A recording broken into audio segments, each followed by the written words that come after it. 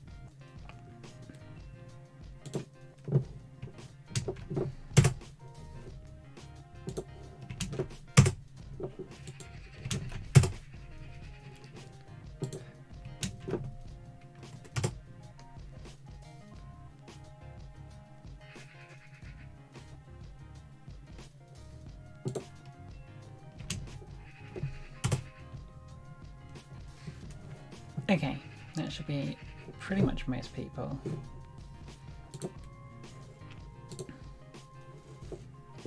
Cool.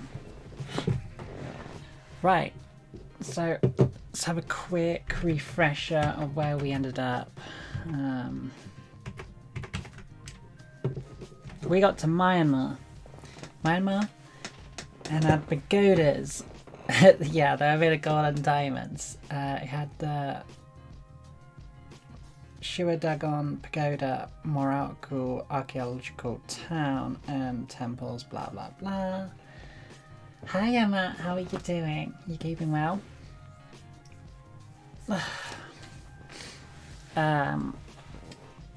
Is that definitely how you say that? Morocco archaeological town? Probably. The town Kalat buildings on top of a freaking mountain. Plug?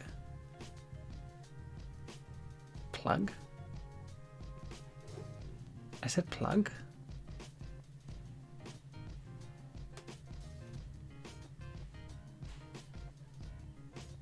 Why did I say plug?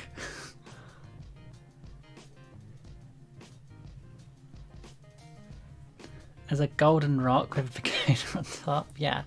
And the Bagan pagoda temples. Like, there's loads of like pagodas all over the place, isn't there? I'm doing okay, thank you.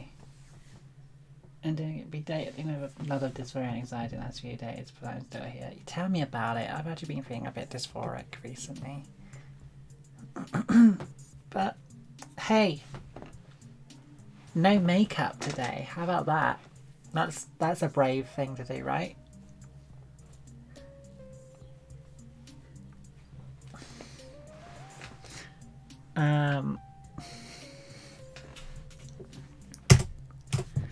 Okay, so if we did that, I suppose the next thing is to move on to the next country, which is Nigeria.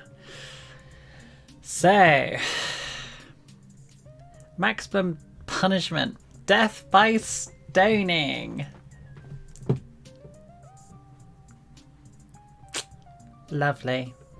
Okay, death by stoning to go to Nigeria. So let's start looking into Nigeria. So what would I type in? I'd type in something like Nigeria, like tourist attractions. That's right. Give me some images first. Give me some. Oh, that's quite cool. It has a big rock. But it seems like it has some nice looking places as well. That almost looks like... That's not Nigeria, surely. Right? That's literally the same as... I'm hoping I'm getting like the Taj Mahal. Oh yeah, that's awesome. I'm proud. Thank you. You look amazing at makeup. Thank you. That's literally the Taj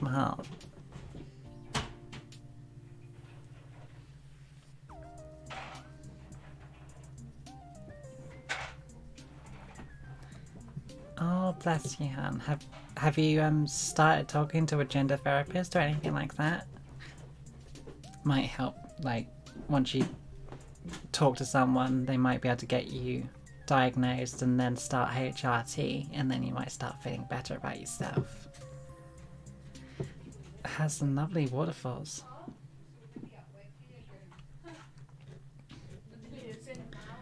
Okay, right. So let's go for the top 30 attractions in Nigeria. The Ibeno Beach.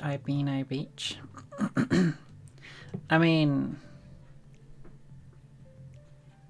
stretched over 245 kilometers on a sandbank. I mean, it's a little haven for leisure seekers. The roaring waves spots for sunbathing and polluted foliage of the mangrove forest, cool breeze from the water, and lush surrounding give this destination unimaginable allure for tourists. I'm not exactly feeling ecstatic about it. I mean, maybe there's a better picture of the beach. That would be a cool place to see in person. What would be a cool place to see, sorry? The Taj Mahal or something else? Abudu Mountain Resort. Above the sea level on the Oji Ridge of the famous Sankwala Mountain sits majestically the Abudu Mountain Resort. The temperate climate, breathtaking views, idyllic tranquility and beautiful scenery has made the resort one of the most famous tourist sites in Nigeria. I mean, that's more appealing. Yeah, I was talking to a therapist last year and she did diagnose me with gender dysphoria. Well, that's good. I'm going to get back in touch with her. I've just been having payment issues. Yeah, the Taj Mahal. I mean, maybe at some point I'd like to see that. It's not something that intrigues me that much, to be fair. But it's something that I suppose is something that you should see at some point. But yeah. This is quite interesting though. So we're going to take in the Abudu Mountain Resorts, the Ngwao Pine Forest as well. The unique forest dynasty that is found in Ngwao Pine is a huge draw for visitors.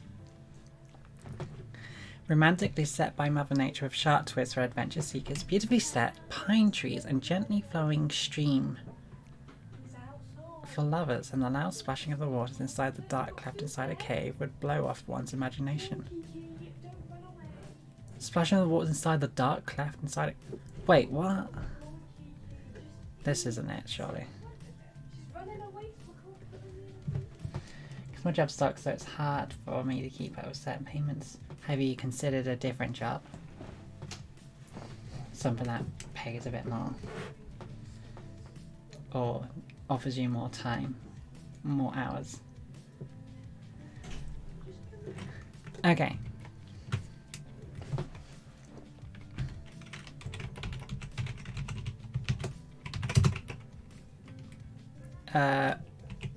Was it Obadu?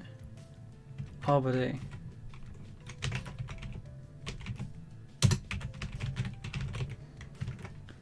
It's literally, the mountains are literally green.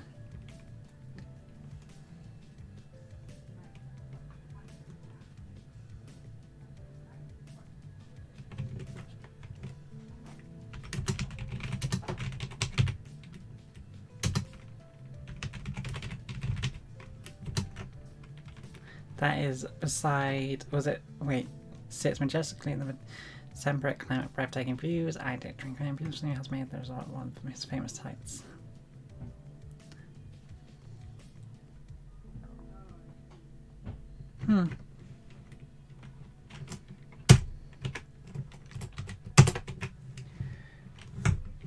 I've been looking, but since I work for UPS I have the greatest benefits ever and I don't want to give up on that. What benefits do you have? Because a lot of places offer different benefits, and you know, I work for IKEA and it has a lot of great benefits, but it's not offering me hours. And I'm looking at places that have like literal like gyms and stuff like that within their quarters, and it's like, I want that. So, I don't know. Like, there's got to be other places.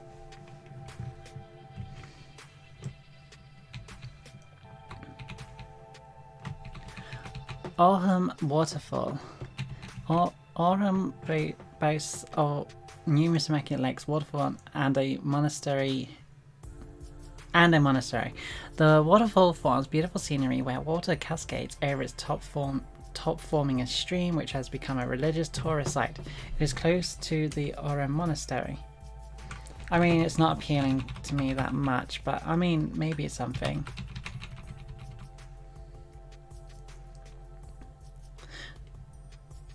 The sacred altar, a 6-foot gully that takes people to the temple and the waterfall in Araku.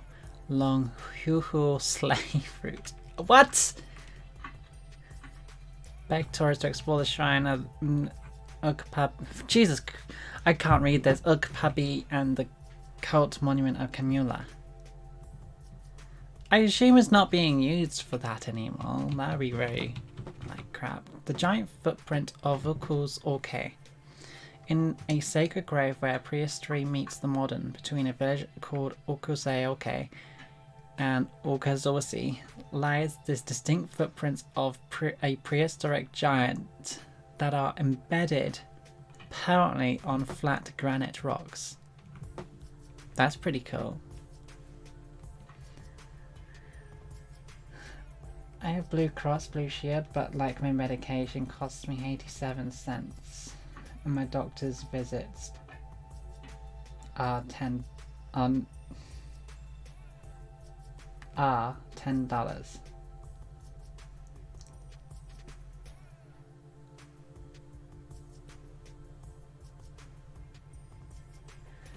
Okay, so does that mean that basically you get cheaper doctors and medication appointments and stuff? Is that what you're saying?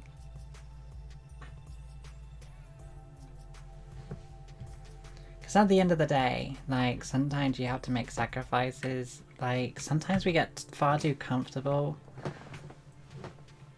staying in the same place. I mean, I could work for IKEA for longer and hope for the best that I get a 30-40 hour contract. But I'm bored. I'm actually bored now. And that's why I kind of want to just go, I suppose. Like, yeah, you know what? They might give me 40 hours eventually. Or 35 hours or something like that. But at the end of the day, like, I'm getting to that point now. I'm just like, I'm bored. I want something different. I want to, like, challenge myself, I suppose. So if I quit UPS, I would have to pay more, probably. I mean, at the end of the day, it's risks, but it also offers you opportunities to keep growing. But it's down to you what you want to do. You gotta work out what you want to do. Anyway, the giant footprints, again, doesn't really intrigue me that much.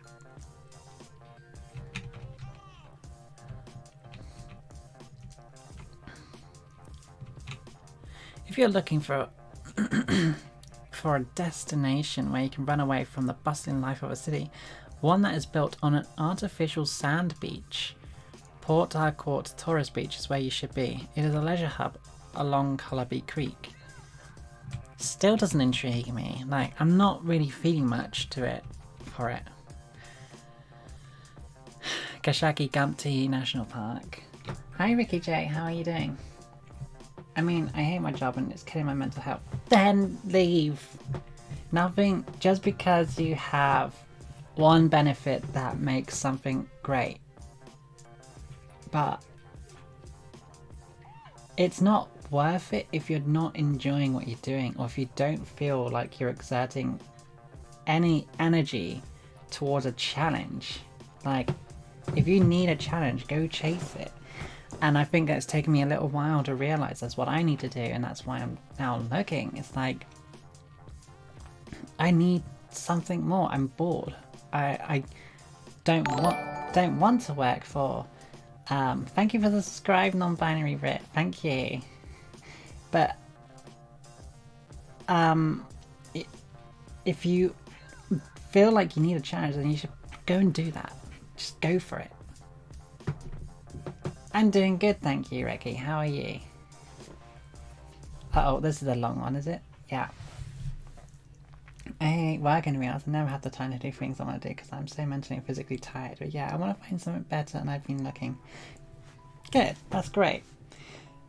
Pardon me, give me a moment. Yeah, at the end of the day,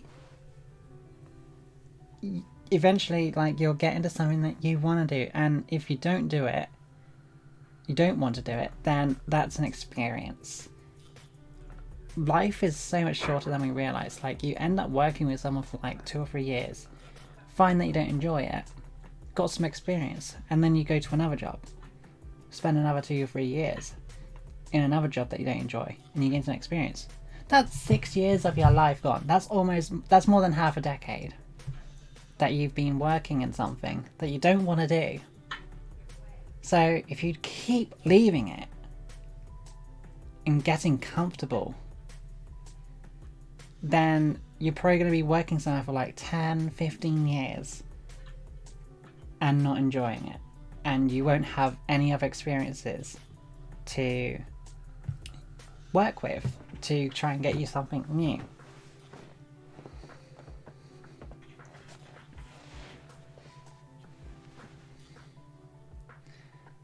That's good though. Like, do what you can, find what you can, just keep going and growing. Going and growing. Anyway, I'm still not that fascinated. 300 carved stones standing upright in a circle facing each other in groups with images and text inscribed on the monoliths are how you would see econ monoliths.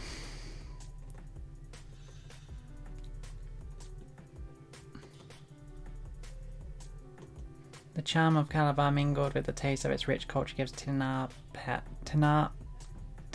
a free zone and resort that magnificent scenario that mesmerized tourists. It has 860,000 square feet lettable retail space, an entertainment strip that houses a digital cinema, restaurants, and mini amphitheater? What's an amphitheater? Casino and children's arcade, a studio Tinapa for Nollywood, a nightclub, and pubs. See, that sounds great. But now that would mean I'm going to a country to do things that I could do in my own country.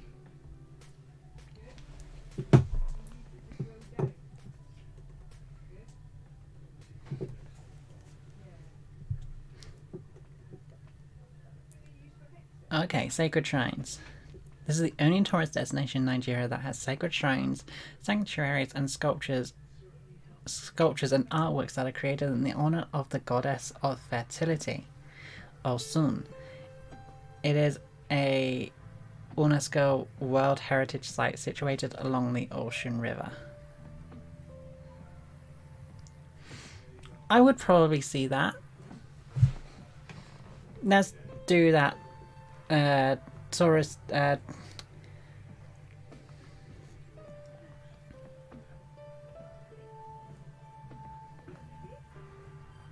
This is the only. Okay.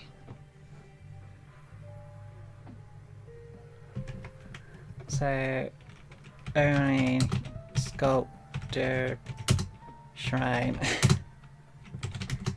built for goddess of fertility. So I gotta go to the store to get food, I don't know. Should I put makeup on or no makeup? Do you feel you need makeup? Yeah, these... I'm not really getting much from Nigeria at the moment.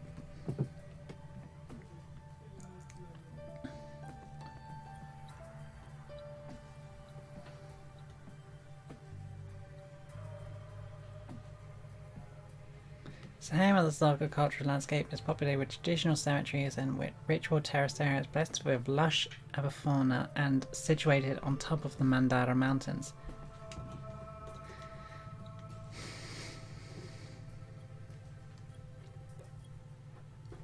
That's pretty cool.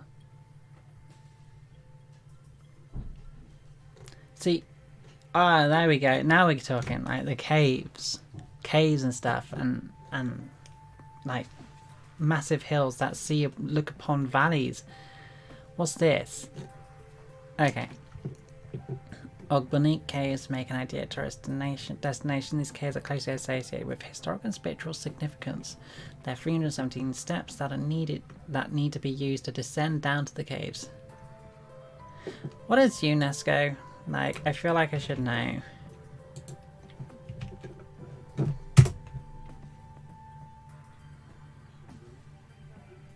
United Nations of Educational, Scientific and Cultural Organization. I see.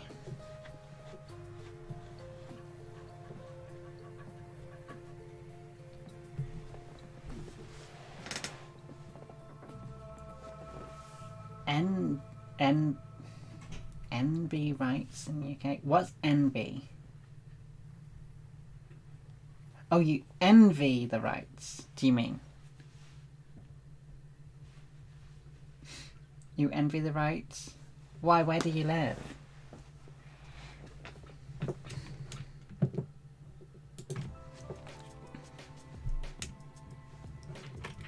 Okay, so some more cave systems. I always like a good cave.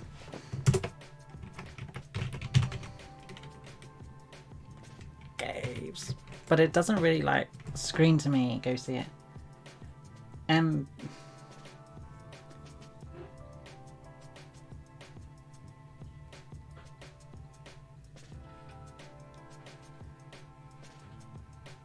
Not M.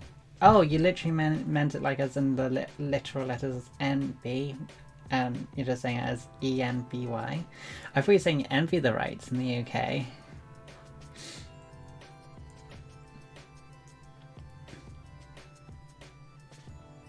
To hide your neck hair. How much neck hair do you have? Well, I mean, literally, if you want to like do your makeup, then go for it. Or shave.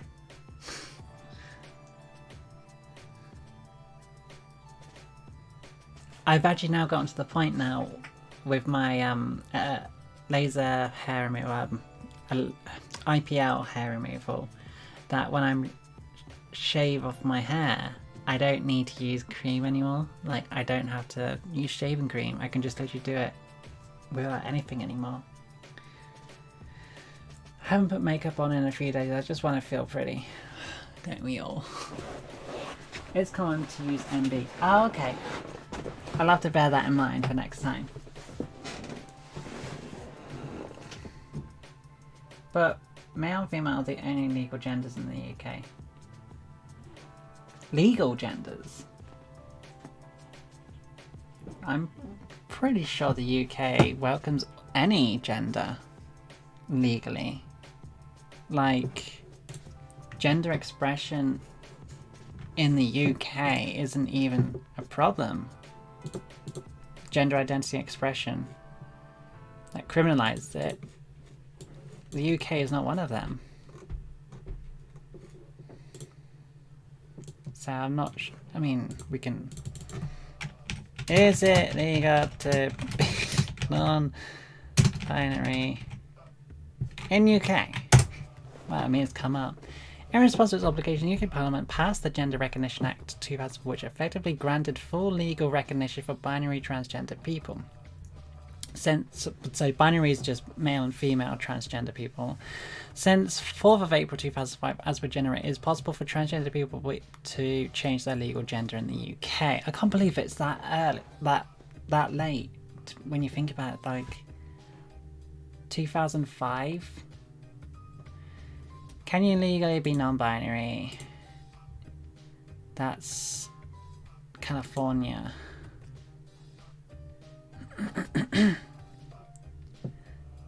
Ah, okay. So being like legally recognized.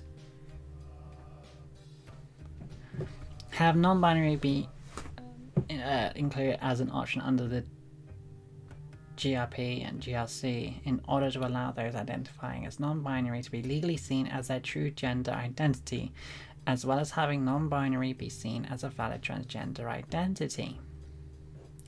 So There's 100,000 signatures already petitioned.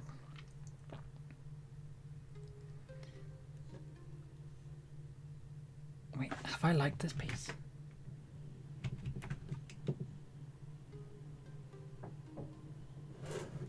I so have.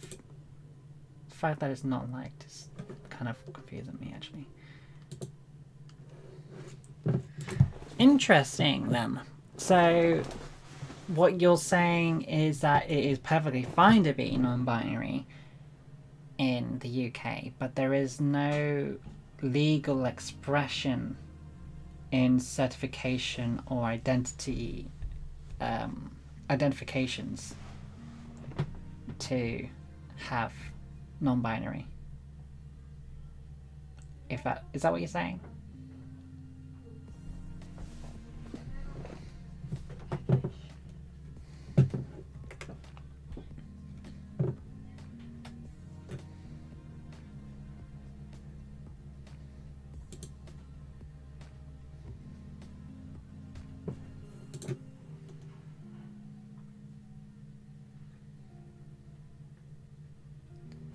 The UK government legally recognised non-binary as a gender identity, responding to a petition with over 130,000 signatures. The government has said it has no plans to provide recognition.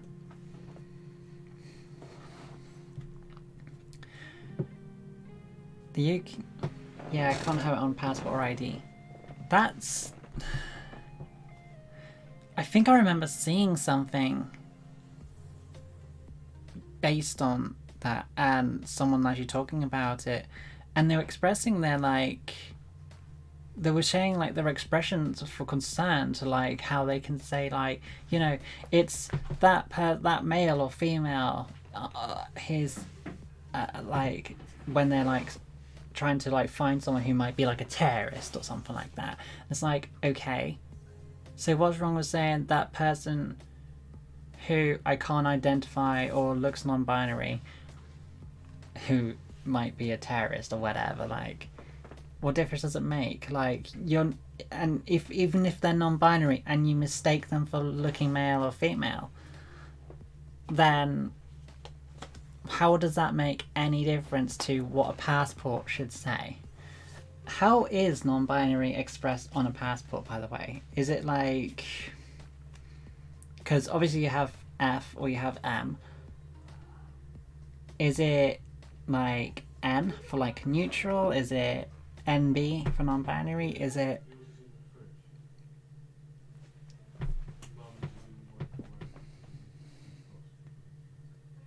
How is non-binary? I am so curious now. How is non-binary expressed? Identified? Written on passport. With an X. Normal between 2008 was to issue passports with an X marker to persons who could present a birth certificate that notes their sex as indeterminate.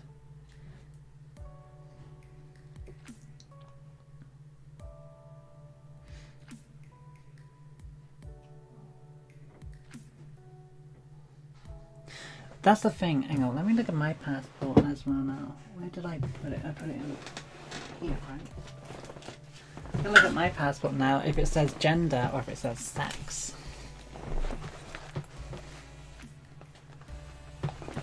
I got a black passport. It's I love this colour.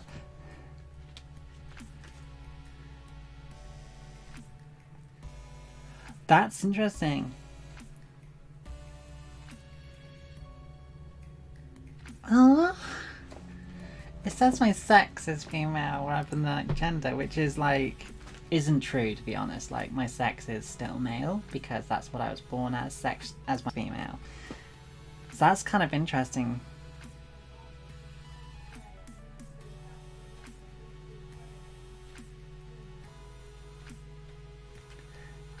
That's really intriguing, actually. But I'm supposing, is that... I don't know. Because technically that should say gender. Intersex. Okay.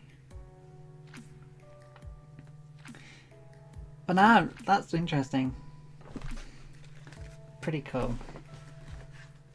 Sex isn't a spectrum. Sex is the determined sex gender. Gender itself is the spectrum. The difference between gender and sex is...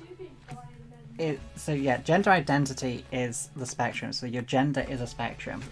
What's your sex is whatever is determined and what you are biologically, or should be anyway.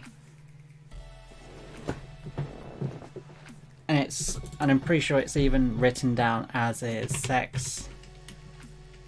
The difference between between sex and gender.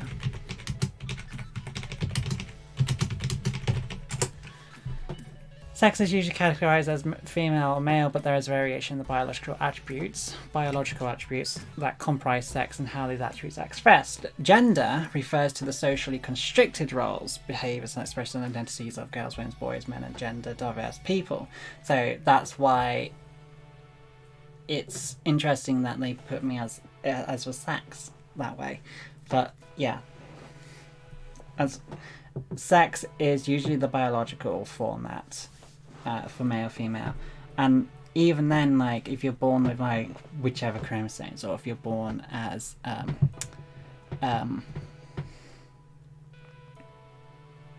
can't think what you call them.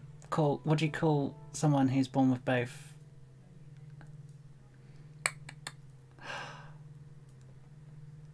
I can't freaking remember. Oh, it's this song. I don't like this song. This is not lo-fi.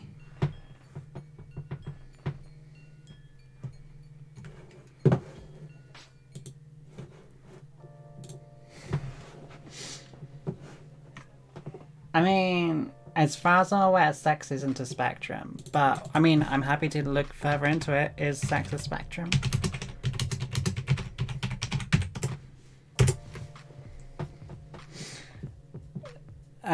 Specifically with human beings as well, because certain animals have variations of sex as well. Sex, gender, sexuality are all distinct from one another, and exist on its own spectrum. Moreover, sex cannot be depicted as a simple one-dimensional scale. Interesting. Visualizing sex as a spectrum. Let's go into it then. Like, this is the thing, like, I'm happy to disagree, but I'm also happy to learn and educate myself, because, you know, you could be right. And I had it highlighted, and now it's got... Hey, come on, where's my highlight? Okay, whatever. Hermaphrodite? I mean, I don't think that was the word I had, but we'll go with that. Oh, the list. Yeah, I'm back to the list. If you have both genitalia. Yeah, I thought it was something else. I thought it began with like an A.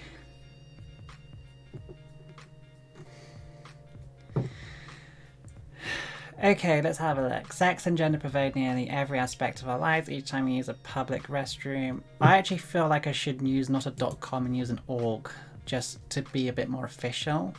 Or an educational spectral model of sex, gender, identity. Yeah, educational. Because sometimes it's better to use something a bit more official. Okay, let's have a look into it. I still believe though sex and gender are two separate things, but it's interesting to see that sex can be a spectrum. No, it wasn't androgynous. No, it wasn't. No. It wasn't that. I mean, it might have been hermaphrodite. I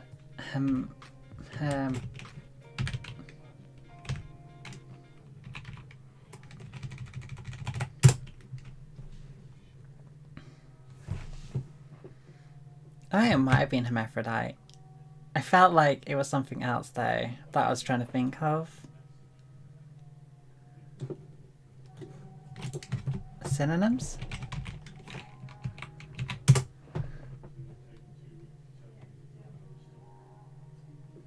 It might have been hermaphrodite then completely. I might have just gone like, you know when you just like forget things. Okay, intersex people are individuals born with physical sex markers, genitals, hormones, gonads, or chromosomes that are neither clearly male nor female. The existence of intersex people shows that there are not just two sexes, and the lines between sexes can be blurry. The sex spectrum is the concept of a continuum of people with sexes ranging from people with typical male physiology and to people with typical female physiology.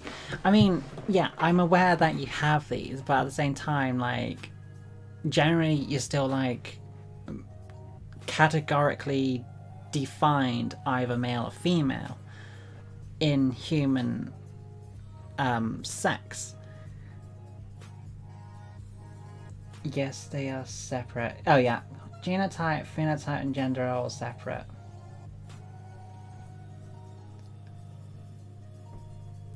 But it's interesting, like, yeah, like if you're can I ask you, since you're non-binary, is non-binary a gender? Are they the same thing? Transgender, a more general term for those who do not identify with the gender generally associated with their sex. Those who do not identify with any... No, wait, a gender is to not identify. Non-binary could mean you're fluid between, is that right? I always get confused with non-binary and stuff like that because, like, of these kind of things, like a gender, non-binary, like if someone identifies sort of in the middle, but then there's someone who identifies as neither, and they're both like kind of like their own separate things. So is a gender and non-binary still, is it the same thing or is it a completely separate thing?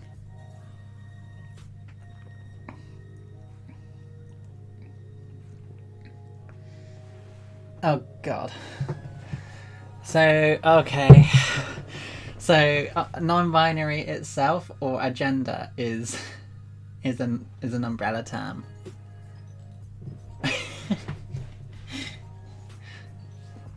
It's interesting because there's so much, like, even though, like, I'm transgender, like, there's some people would like assume like I should know about some of these things. It's such a massive, broad spectrum of knowledge to learn about.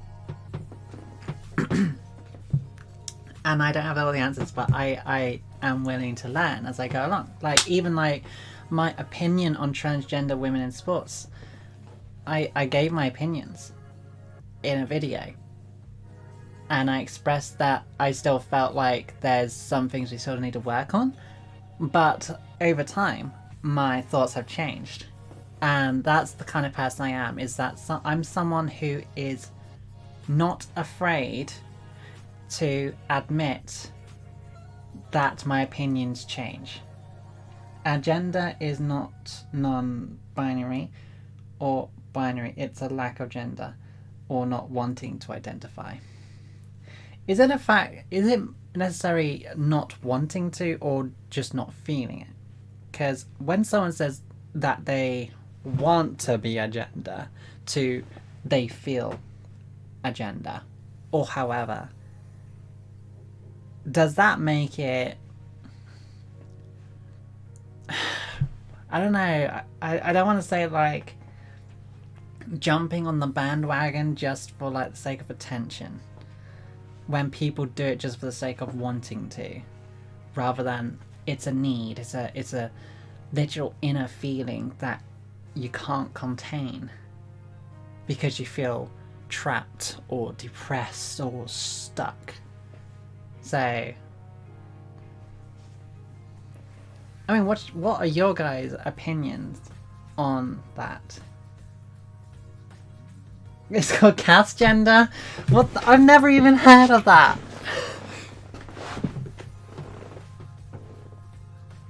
I've never heard of that. What?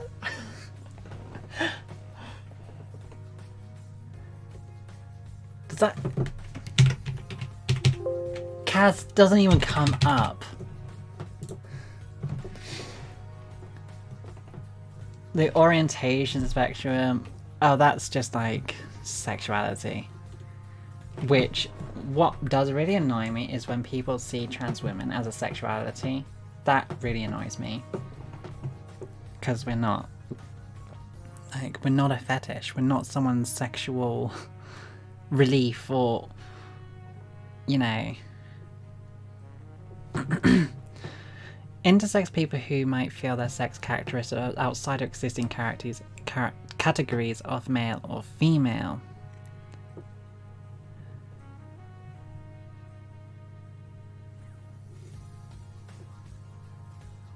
I mean,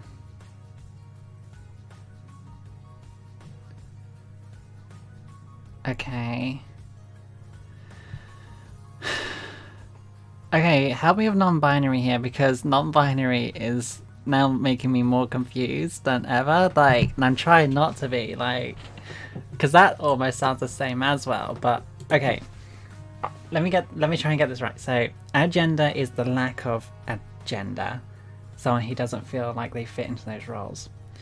Intersex, who feels like they're neither male or female, but they identify as a different gender.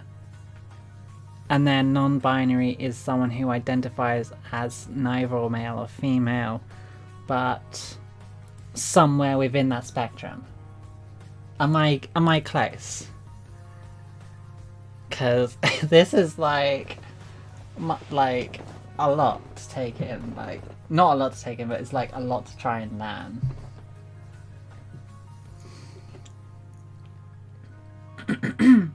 Transgender people who are currently undergoing medical transition who might consider their sex characteristics to be spread across multiple parts of the spectrum. Yeah, because non-binary is technically transgender, because you could identify more female than male, right?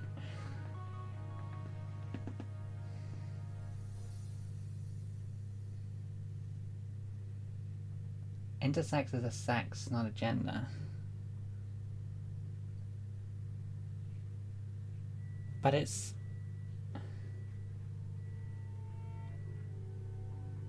Oh, okay. Connecting with them.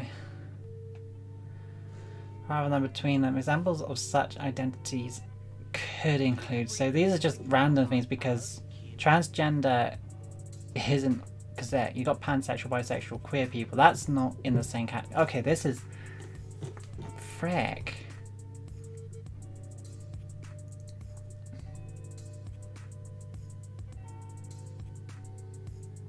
Yeah, I mean, non-binary to it in its own right is still transgender, because to be transgender is, like you're saying, not to identify as your birth sex.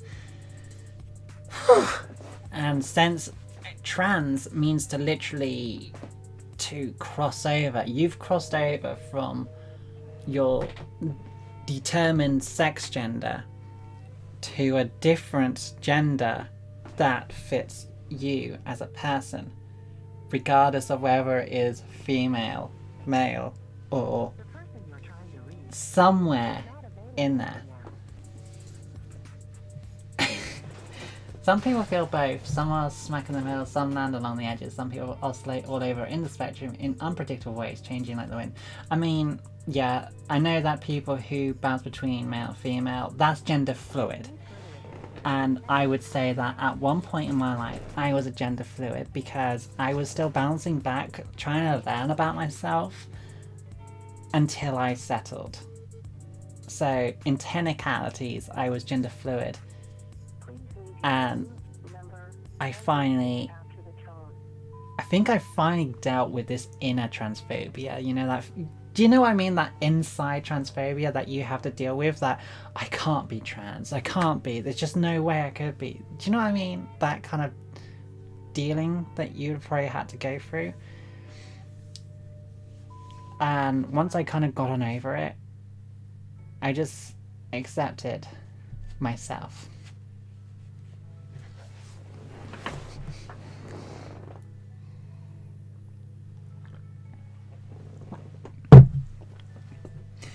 Anyway, I think we've had enough of this, although I do want to look up cast gender.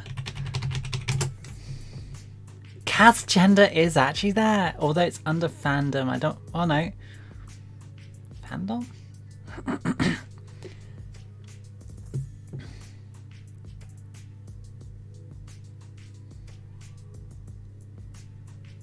Oh, right. Okay, so it's not like someone who wants to, regardless of whether they feel it. They're just like, I don't care. Like, if you think I'm male, I don't care. If you think I'm female, I don't care. If that's how I'm interpreting it. Like, they don't even care about the spectrum of gender, sex, all of that stuff. Like, they just, whatever. Call me transgender. I don't even care. Call me transgender. I don't care.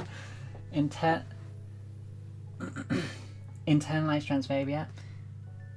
Is that what it's called?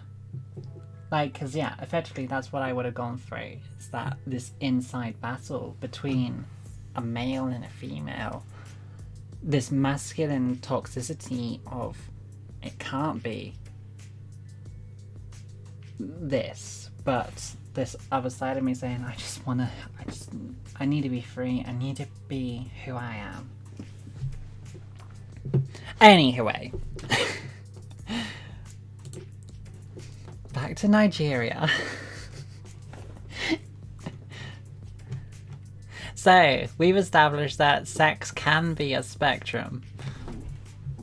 Although, it's still a bit for me to take in, but like, I think I should learn more about it.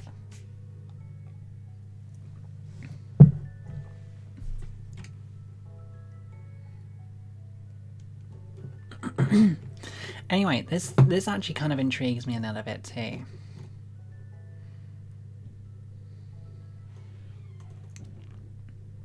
Coconut Beach. Now that sounds like a place. No place tells a story of tourism fused with history like Badagry? It has breathtaking and beautiful ocean views. A perfect place for relaxation. 20 miles before you get to the Republic of Benin lies Coconut Beach and is surrounded by a lot of coconut trees. In technicality, slightly dangerous still because coconut trees, like, if they fall on your head, ouch. There are more people die by coconuts than sharks in a year. If you're looking for a beach without plants or even coconut trees, Lagos Bar Beach should be your destination. It's just not... Oh no, I've lost my... Hang on. It's not appealing to me. Like, it just feels like you're going to Nigeria to go to the beach. And don't get me wrong, I love going to the beach. I love a relaxation. But if I have an option to go to the beach or to go and find a cave and venture down into the depths under the ground and find the most bizarre looking things that you don't see up on the surface, you can bet my ass that I'm going to the caves. I would say female, feminine and male, but not entirely. I don't feel comfortable referring to myself as either to categorize some, hang on. And I don't feel comfortable referring to myself as either to categorize some non-binary gender as some use Galactian alignments. Non-binary is very complex as most of the world has two gender states. Many ancient tribes have had more than two genders in their languages. Yes, so I am aware that gender has had a spectrum. Yes. Has had a spectrum throughout human history, dating back God knows how far back. I mean, I'm almost tempted to say that I think Egyptian pharaohs, some of them are non-binary. I'm almost tempted to say that. Just the way that they're designed in their sphinxes and stuff, like it almost comes across like some of them played around, I suppose, with different ideologies of identification. Who is sending me that? Why do I only have one person with me now?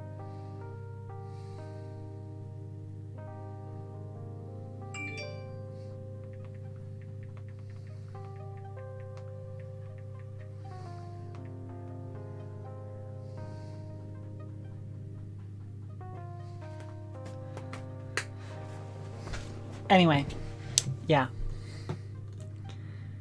However, that looks quite interesting to me because like you have the mountain here. Frick's sake. It is situated in the Maitama district. Her Majesty Queen Elizabeth II of the United Kingdom was the one who inaugurated... Hey. Who inaugurated the park that has become Kids Paradise and a relaxation haven. Really?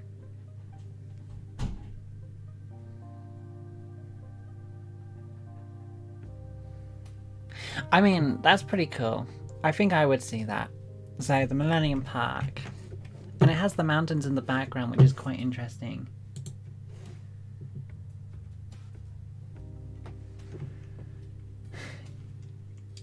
In the Hebrew Bible, there's someone who is gender fluid, though it's not explicitly stated.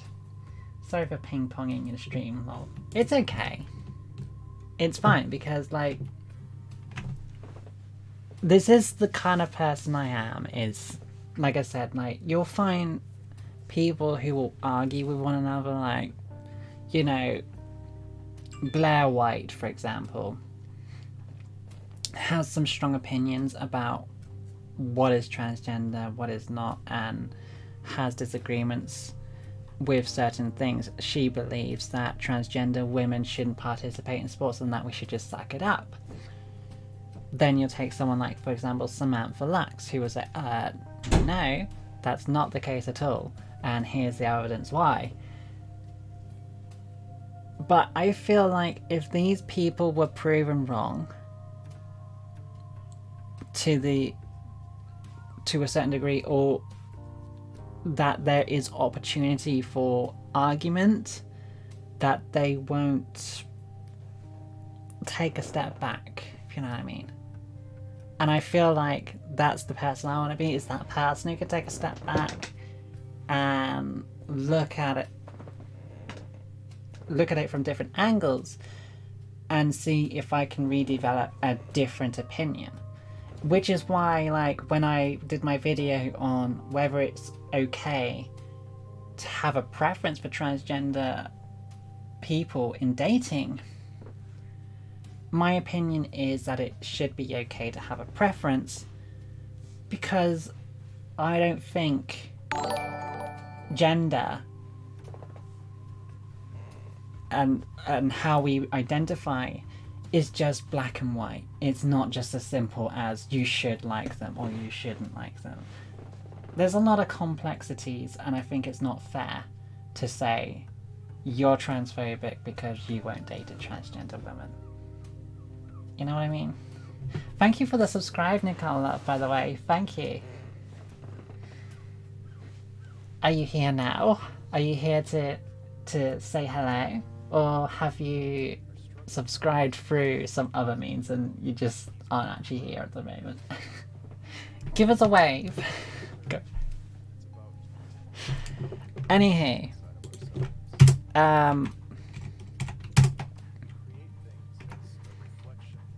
What was it? It was called Millennium Gardens, right? Mountain in the background. Coolio. Millennium Park, damn it. I almost had it. I got the insert key going on.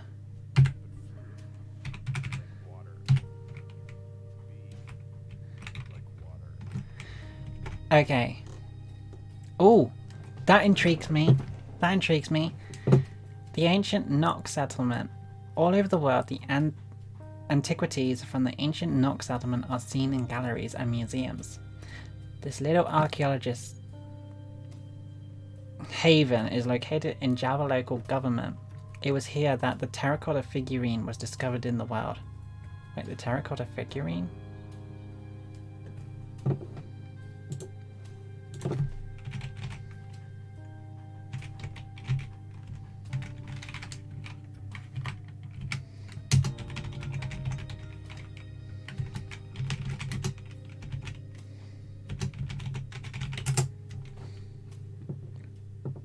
The first knocked terracotta was discovered in 1908 by Colonel Dent Young, colonel of the mining partnership. Oh, okay. It's not just like one or two of one of these things. It's like variations of. That's interesting. I'm guessing it's this one or something like that. I don't know. Interesting though. I want to see that. You'd want to go inside these places if you can. The ancient Knox settlement.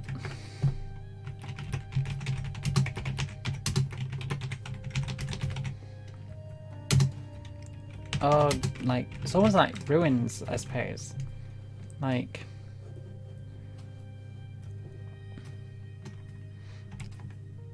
I'm not going to say ruins, but, like, old. Oh. There we go. Perfect.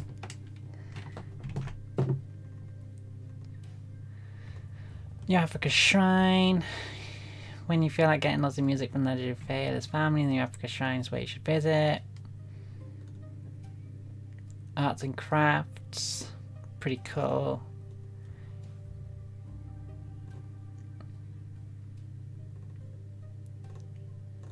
Okay, so Nigeria hasn't really won me over that much, but it might have somewhere on my top 10. And given that there's only 14 countries, I think it's 14 countries, 4 of them basically aren't going to make it onto the list. So I think Nigeria is going to be somewhere quite low, unless, you know, something like, you know, Saudi Arabia or something like that doesn't intrigue me enough. Like, I know the United Arab Emirates is going to intrigue me a little bit because of Dubai. I think Brunei hasn't intrigued me that much either. So let's go to Oman. What is the maximum punishment? 3 years imprisonment. That's not bad. That's actually quite reasonable. So let's go to Amman. Show me your secrets.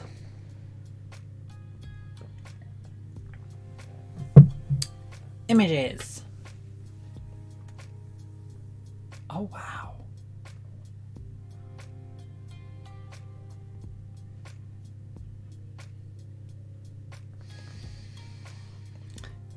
And come on.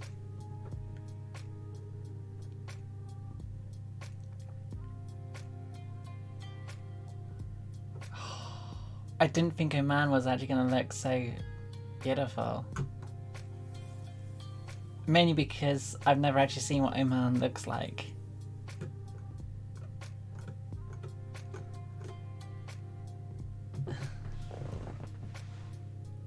Well, okay.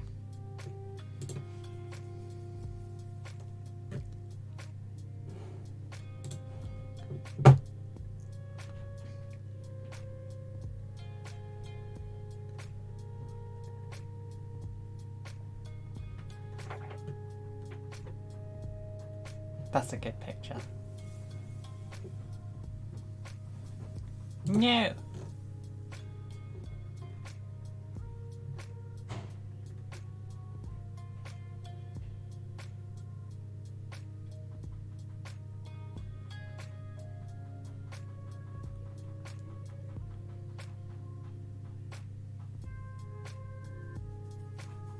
It's so white. That's crazy. It's like it's been built for many centuries and it looks so untouched by anything.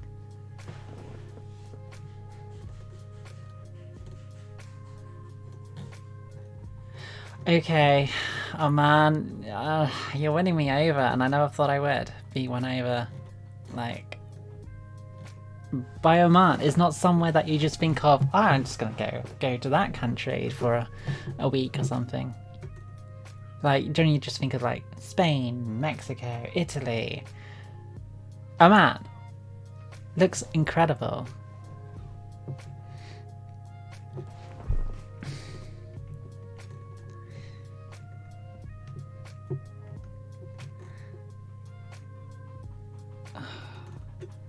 I think the Muscat is one of the first places I'd want to go to anyway.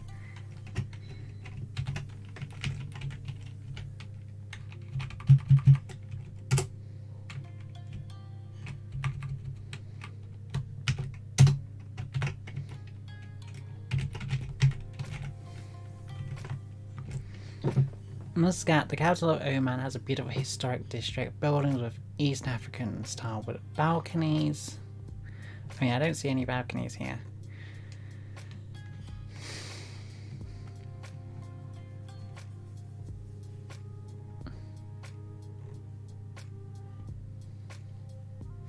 What do you guys think?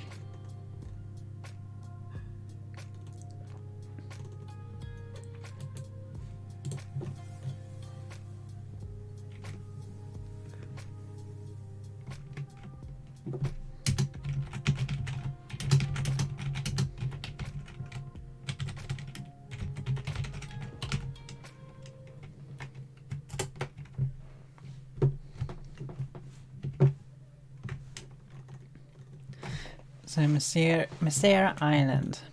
Masera Island is a desolate and deserted destination. If you like the feeling of being in the middle of nowhere and in a place where hardly anyone goes, then you'll love this island off Oman's coast in the Indian Ocean.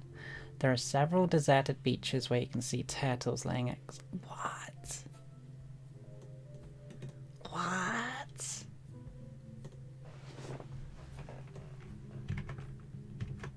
That is crazy. Just...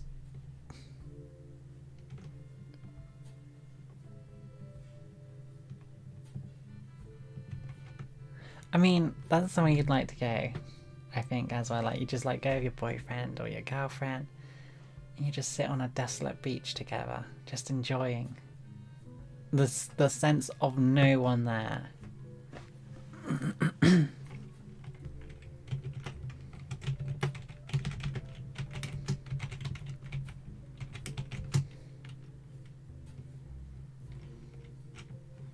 Where turtles.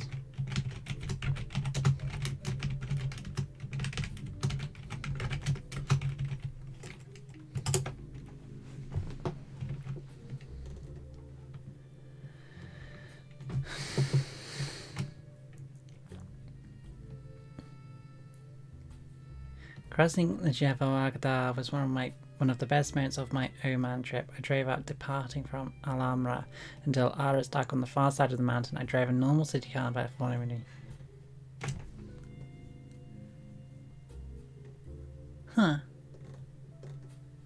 Tomb of Job. No. No.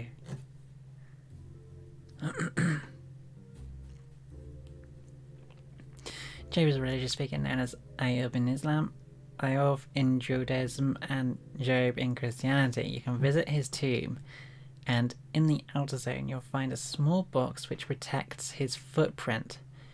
People say it's enormous. The whole area is a site of Muslim pilgrimage.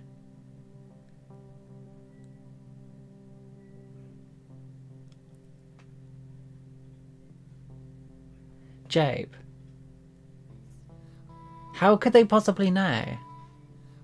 And they literally kept his footprint in a small box.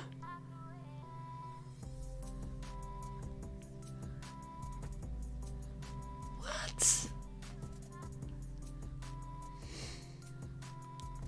I don't think it'd be something that interests me, but it intrigues me enough to go, that's crazy.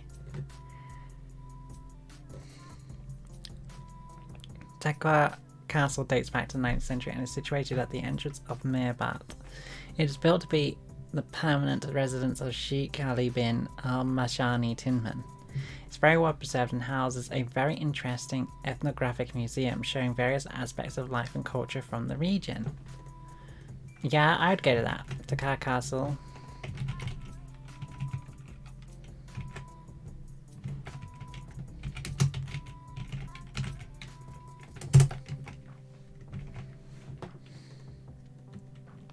Who's with me right now? Is it Emma?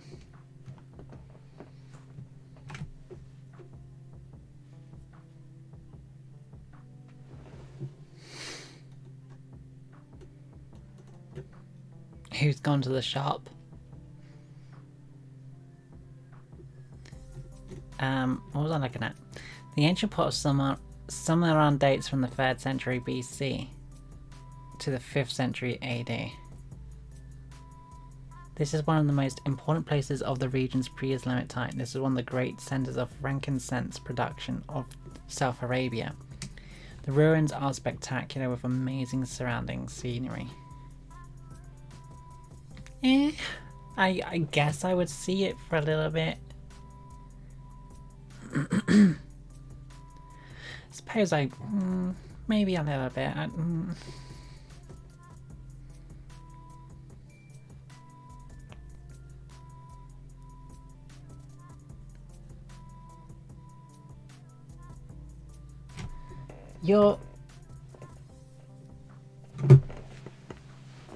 I'm so confused, but I think you've just changed your avatar. So I now see like a pony, I think it is, or something like that, as your avatar. It's very hard to make out for me, but I think it is.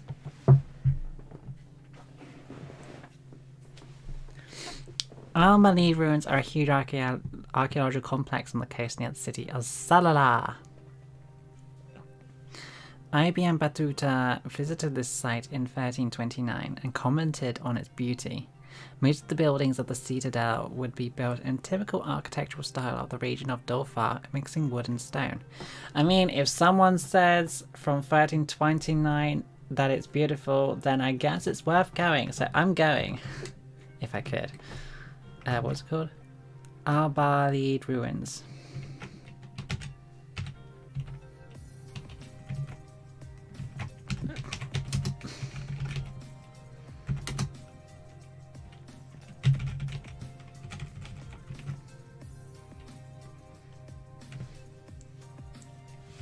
How do you even say that name? Ibn?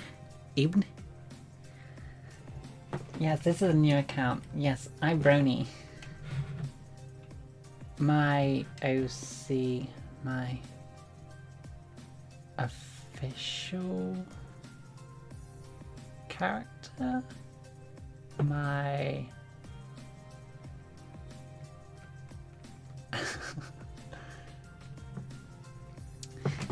yeah, I don't know, OC, my something, original something, maybe, overpowered.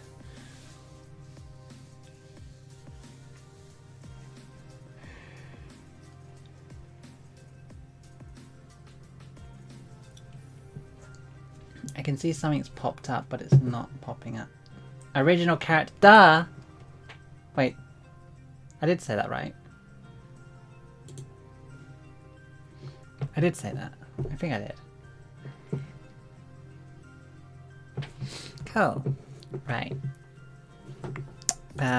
That's someone named Abalalala. Balalala.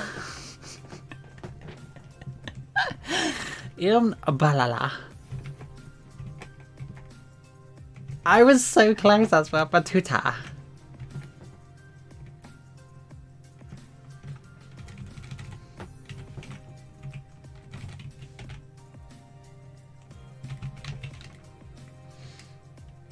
Nope. Did I not say it? I thought I said original character.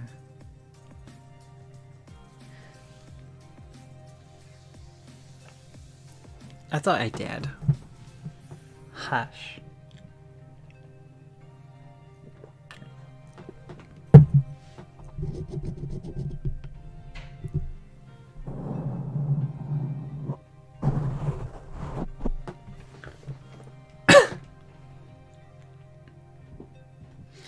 And they don't write vowels.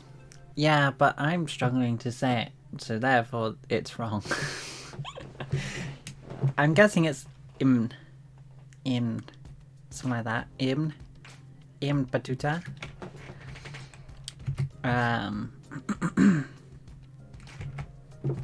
From 1329, is that right? Said it's beautiful. In those exact words, he said beautiful.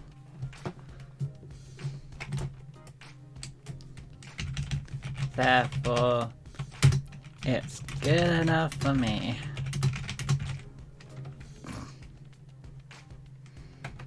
Yeah, nailed it.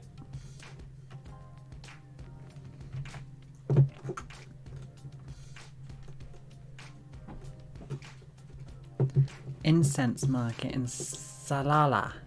Salala. Salala. Salala. Oh god, I'm such a child. Salala is a city of great importance in the trade of frankincense. Here there are two modern markets where there are many shops with plenty of excellent quality incense. Salala. Also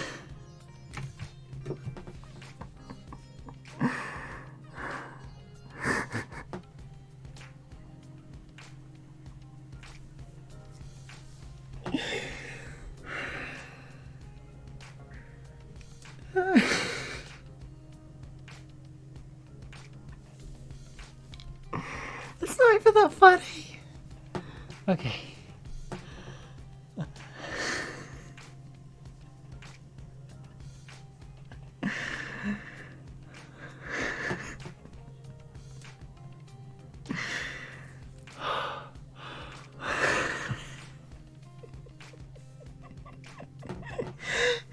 Oh my god.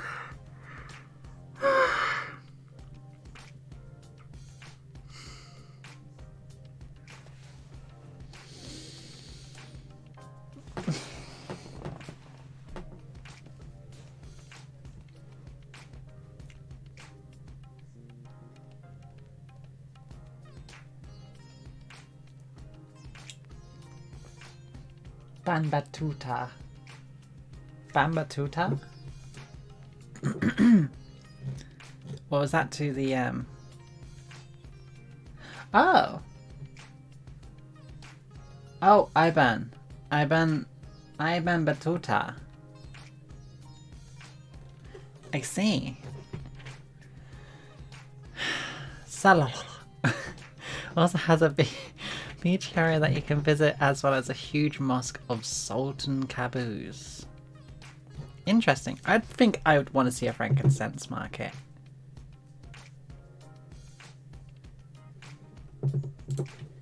That kind of intrigues me.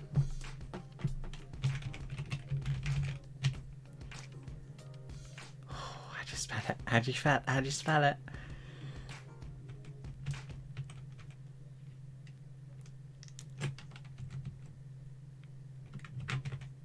Oh no. Is that right? Shit. A frankincense market.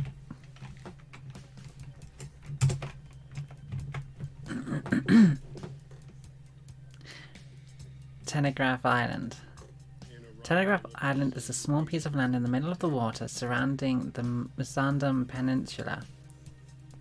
In the 19th century, there was a station there that used to boost the British telegraph messages along the Persian Gulf cable line, part of the London Karachi telegraph cable. Nowadays, only a few ruins remain, but the snorkeling is great.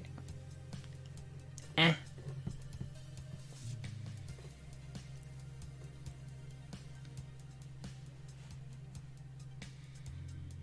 not going to visit an animal and vegetable market.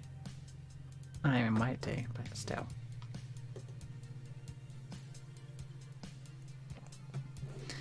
Okay, I swear that was at the top a minute ago. Yeah. You can't do that. You can't cheat the system. Here, several stone houses are protected by palm trees. There is a small river, a large irrigation system, and a water tank for a member of the village, always present. And protecting it with an... what? Here is... Hart is a village in the Jebel Agadar Mountains. Here, several stone houses are protected by palm trees.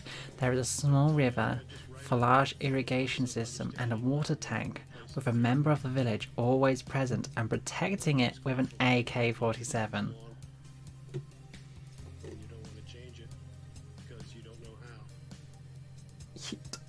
Why? Look, he's back. Back again. Emma's back. Tell a friend. Guess who's back? Guess who's back? Guess who's back? Guess who's back? Guess who's back? Guess who's back? Guess who's back? Guess who's back? It's so hot outside. Yeah, but imagine if I was there. Imagine how hot it would feel then.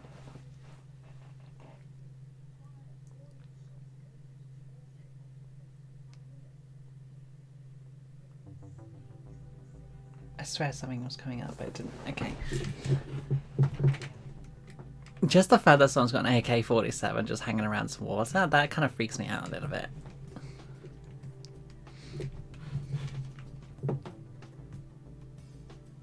Jabbering Castle is the next example of military architecture. It was built by Imam Sultan bin Saif al-Yarubi in 1670. It's fantastic to explore the interior of this huge castle, enjoy the views from the top of the tower, and also discover the fabulous ceilings of many rooms and halls inside. Specifically the ceilings. The ceilings is what it's all about, right? More castle and military architecture.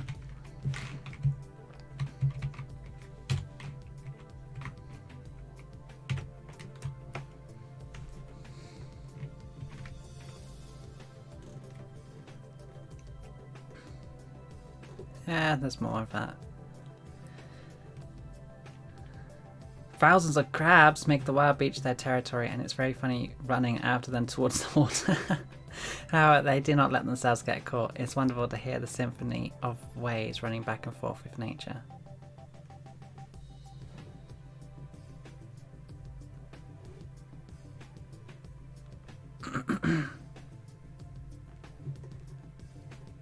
Abandoned boats of Ras Hilf. It's the capital. Oh, can you imagine like finding a boat like this and you could just go inside and just see what it looks like? It does not have many attractions. Its beaches with many shipwrecks are always interesting to see and take pictures of. You can also go up to the abandoned boats. You can actually go up. Yeah, abandoned boats. I'ma see that.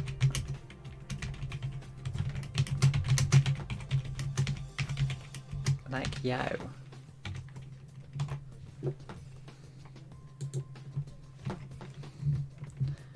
Yeah, no, Oman's pretty up there. Okay, where are we going to next? Saudi Arabia. Maximum punishment with death penalty. At least it's not death by stoning. Right? Nigeria was, though. Death by stoning. Saudi Arabia. Death penalty. Let's go to Saudi Arabia and let's see if you can make me go. I want to go there.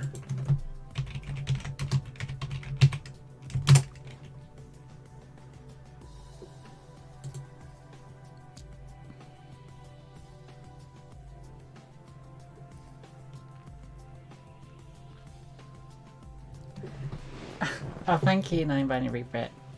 You take care of yourself and look after yourself. Thank you for the education.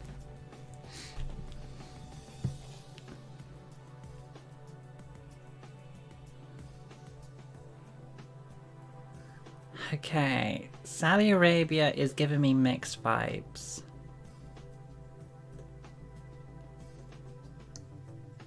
That's not in Saudi Arabia. No.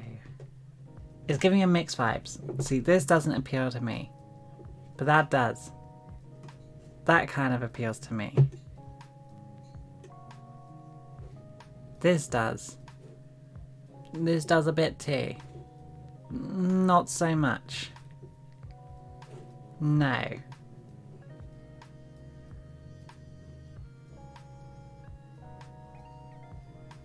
Like these deserts and stuff as well. That intrigues me. Also, Fandom LGBT Wiki is actually good. It has really good sites and it's written well. Yeah, the only reason why I didn't use it is just because it wasn't official. Like, it's not an org or a gov site. So sometimes it's best to just get your information from that. Like when you're doing university and stuff, like you'd use those kinds of sites. You wouldn't use a .com or something like that.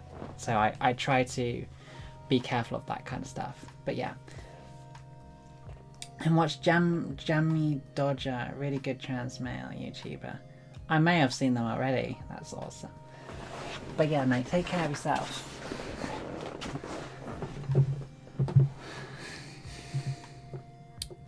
Okay, Saudi Arabia's actually giving me kind of a mixed vibes, actually, because I really thought I wasn't going to think much of Saudi Arabia. But hey, let's have a look. But it's only giving me 6 tourist spots that will surprise you. That you are now free to visit. The 10 best things to do in Saudi Arabia. The 8 most beautiful places in Saudi Arabia. Do it. Do it. With Saudi Arabia only recently opening up to international visitors, its beauty spots aren't yet as recognisable or overrun as they perhaps deserve to be. The destination is home to Nabataean dunes, to Rival Petra pristine dive spots that compete favourably with any of Egypt's and Great Canyons that are as awe-inspiring as the well-trodden one populated several American national parks. It reminds me of Minas Tirith from Lord of the Rings. Oh, Minas Tirith. Don't know how to say that actually. Minas Tirith. Why does it remind you of that? I'll have to look at the pictures again.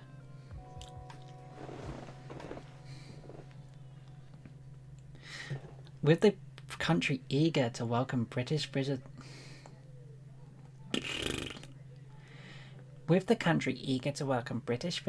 once it's COVID safe to do so, you'll find a much warmer welcome than in more weary destinations.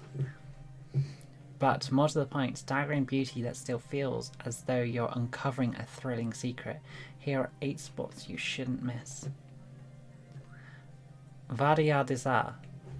Near Tabuk in the north of the country, the Aldisar Valley looks like an otherworldly mix of the Grand Canyon and Monument Valley, an epic collection of sandstone columns in a vast hollow where the dusty amber desert is interrupted by a valley of swaying high grasses and palm trees. Whether you get in on foot or by a 4-wheel drive, make sure the bee has the sun casts an ethereal glow over the sculptural rock formations.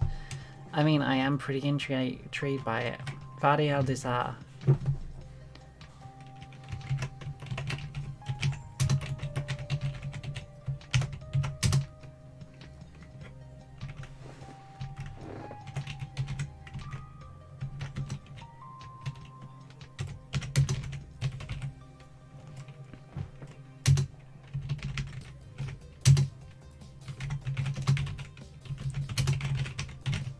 I'm just going to take that word for that on that one.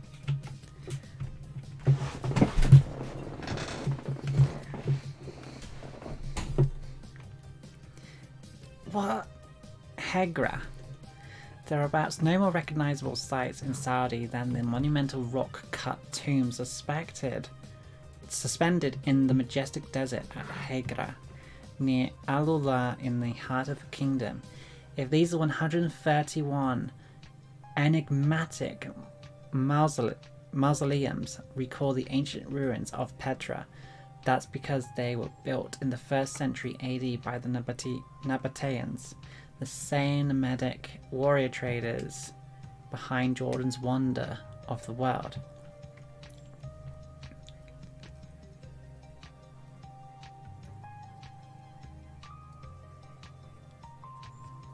A nice romantic beach for 2 people. How far behind are we? How far behind are you, Emma? Because I haven't seen any beach yet. Or are you in the future? Are you in the future?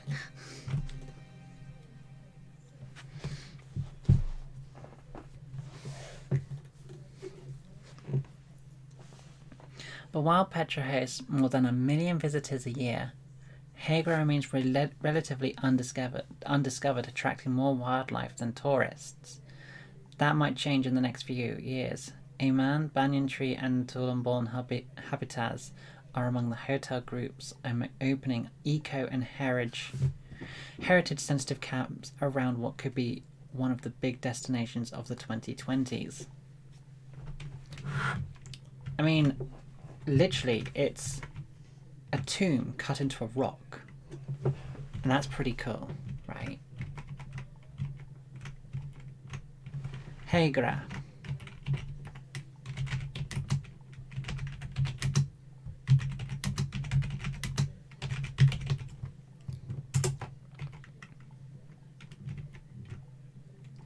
Are you... How far behind are you, Emma? Because I feel like I need to, like, maybe refresh the stream if it's lagging behind for some strange reason.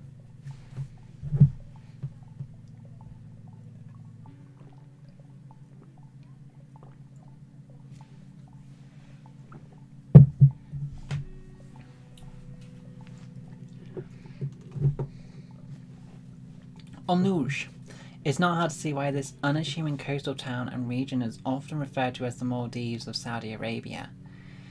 To the north of the town, 104 atolls are scattered across... What's an atoll? Because is that like variations of beaches like this? Because I would have thought that would have been no different from an archipelago.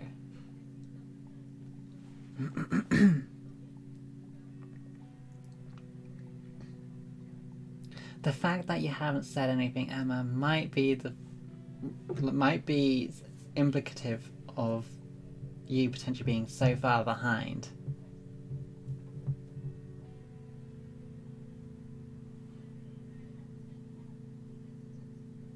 I'm gonna just double check my stream.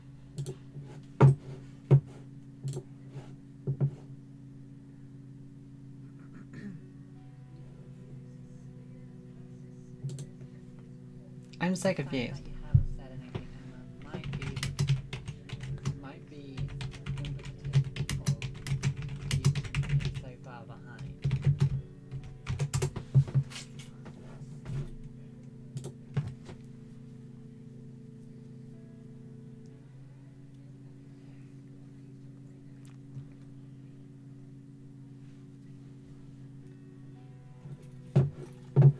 Okay, I was going to look up what an atoll is.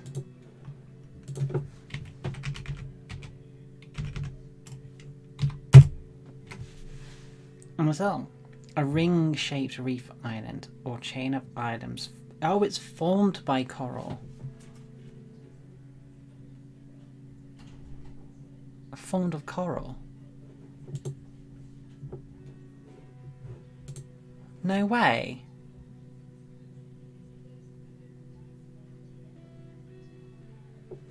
I did not know that.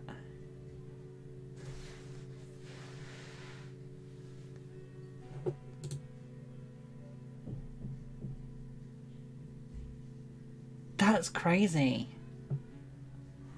No wonder these islands are like sinking and stuff then. Like you say, like the Maldives. Like, is the Maldives like an atoll?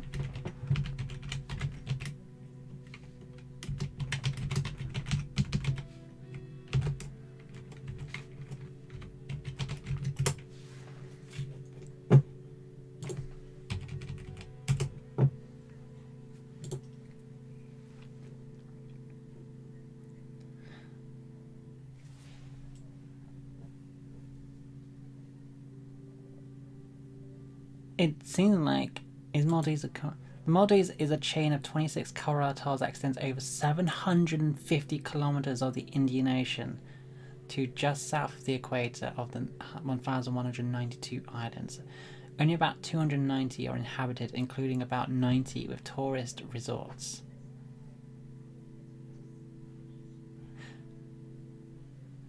It's basically made of coral. Formations.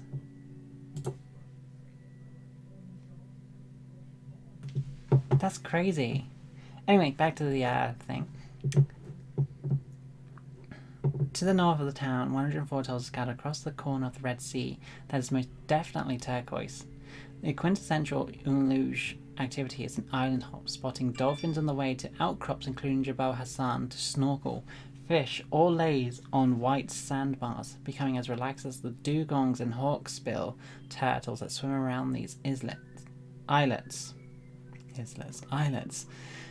This is also a world-class dive area, much quieter than Red Sea hotspots such as the Sharm el-Sheikh, but with a technicolor bounty on 1,200 fish species and 300 types of coral, 4 times as many as you'll find in the Caribbean.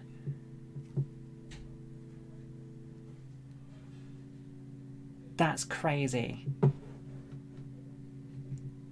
Yeah.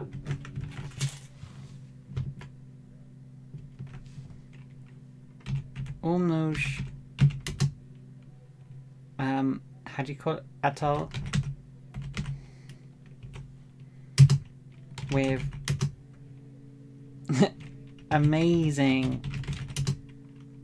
snorkel sites and turtles and dolphins, practically untouched. Saudi, you're doing so well. I bet that was Emma. No? Yeah? No? No?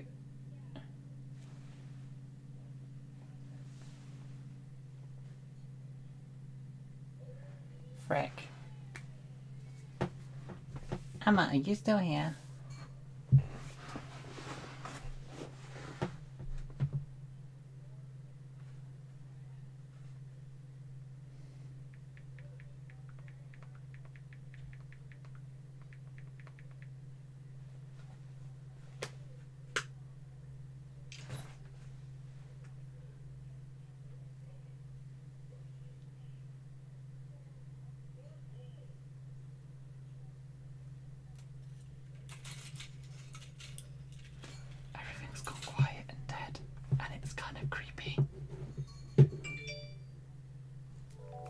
There we go. Stop messaging me!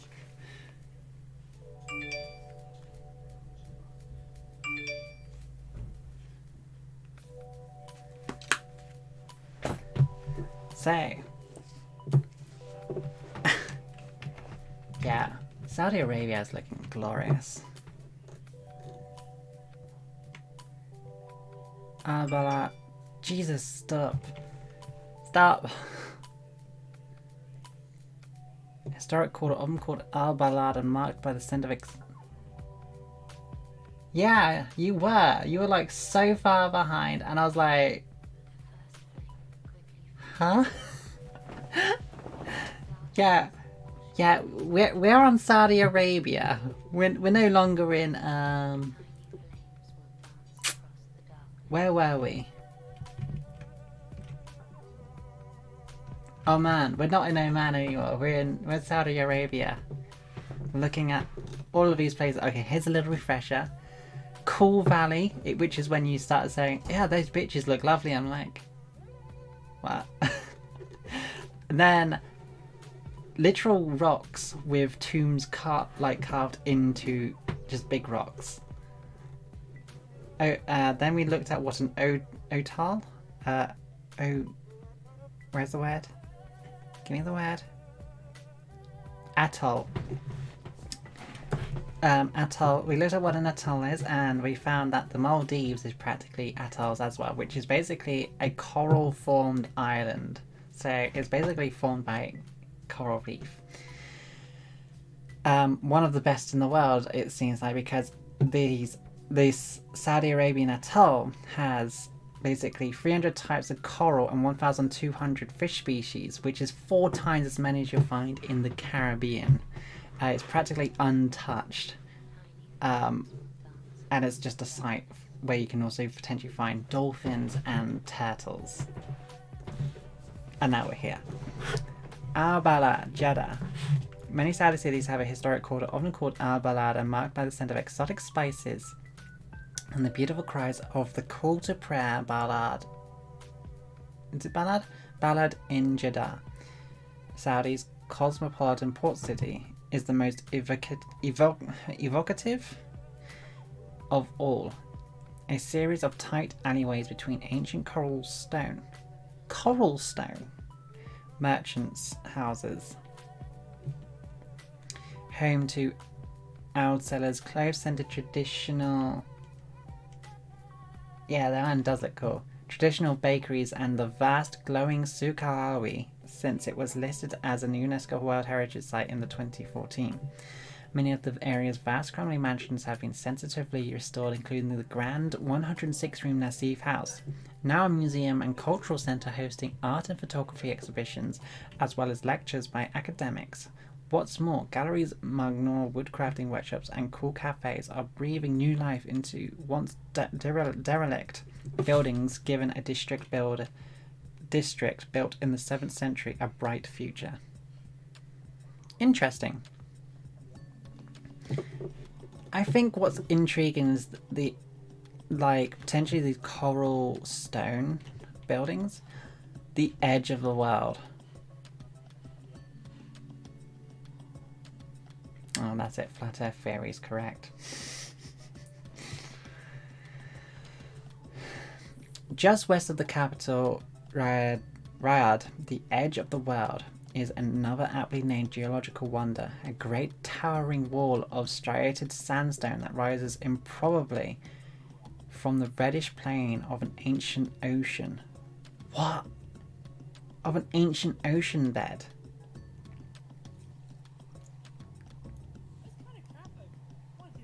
But reached by four-wheel drive, there is an uninterrupted view from the top across the arid landscape, where wild camels can still be seen rambling across ancient caravan routes.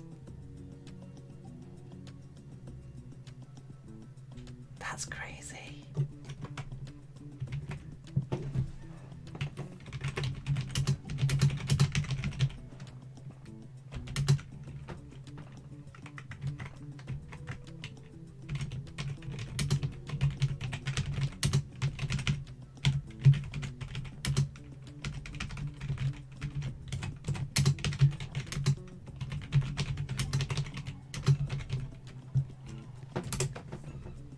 That's crazy.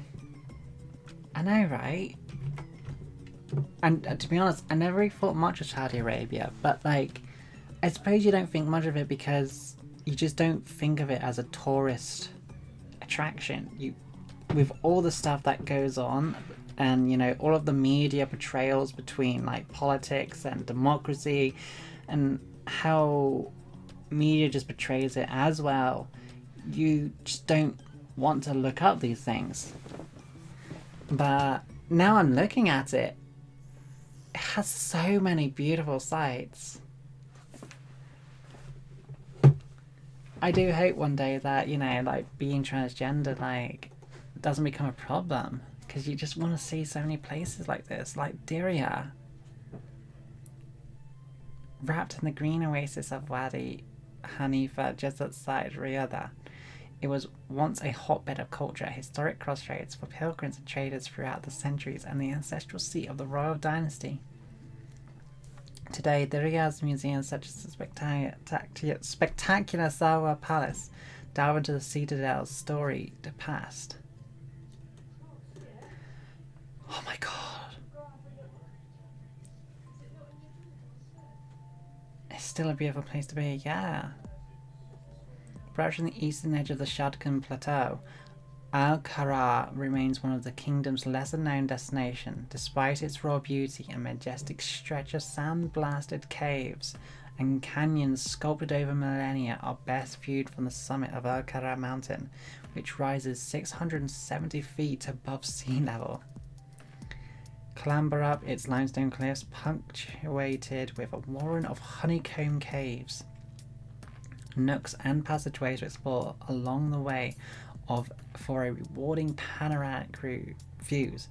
The place names here reveal a deep reverence for nature and the elements that have shaped the character and traditions of this region as rigorously as its landscapes. Al-Ashad translates as murmuring streams, and the main city of Hofuf, whistling wind. Palm tree farms and picturesque villages surrounded the mountains, the maze of the artisanal shops and restaurants offering a shady refuge.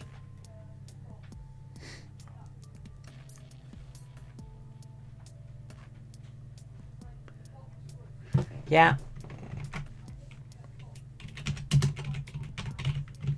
I think this is going to be quite interesting when I do this. Like, I'll be doing this list and Saudi Arabia is going to be like somewhere near the top half or something like that. It's going to be up there. It's definitely going to be my top 10, I think. The Al-Qada Mountain. And was it valleys and passageways?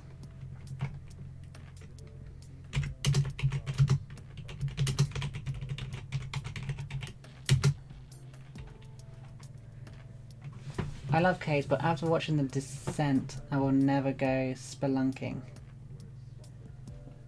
The Descent?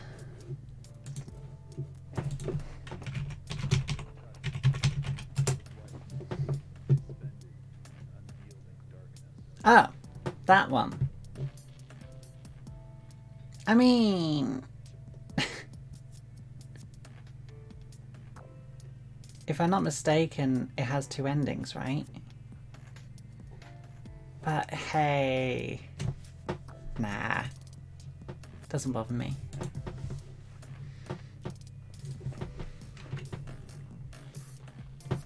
A gingerbread village. That's quite cool actually, because it does look like a gingerbread village with like icing on top of the bits. Yeah, okay. Thank you, Saudi. Let's go to South Sudan. Why is it specifically South Sudan? South Sudan is... that one. Yes. So wait, where's that then? Is that just Sudan? Where's Sudan? If that's South, is that literally called South Sudan or is it called North Sudan?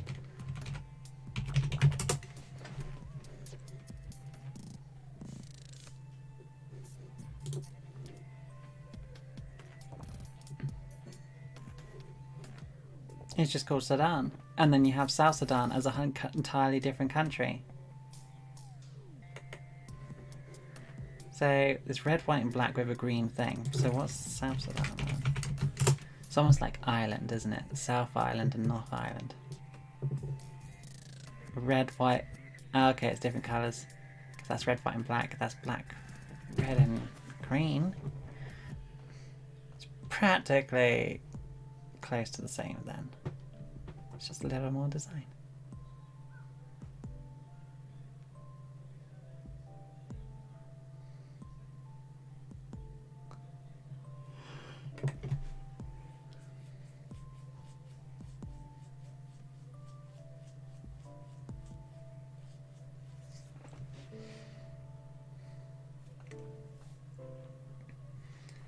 It does, and it has a sequel.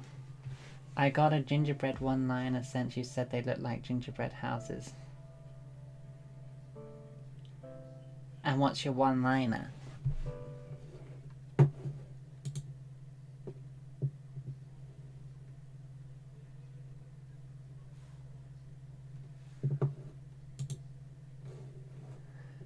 Anyway, South Sudan. It's illegal for me to be here. What's the penalty? 14 years imprisonment and a fine, just to top it off. Okay, 14 years, thank you for serving your time. Here's a fine. Thanks.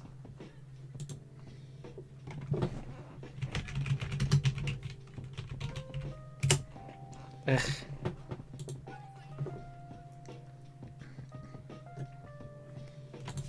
Give me your images, because this place is landlocked, so what? How can you intrigue me?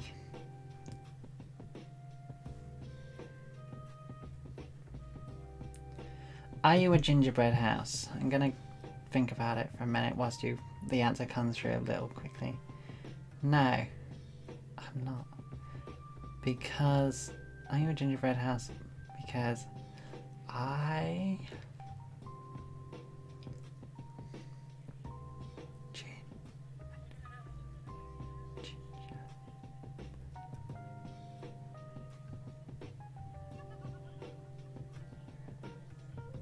because I could eat you.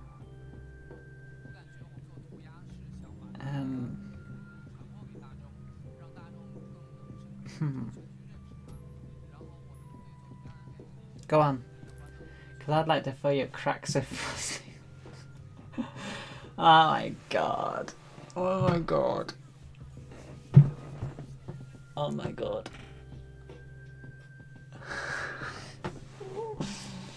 Oh. Why? Why? Why must you torture me so?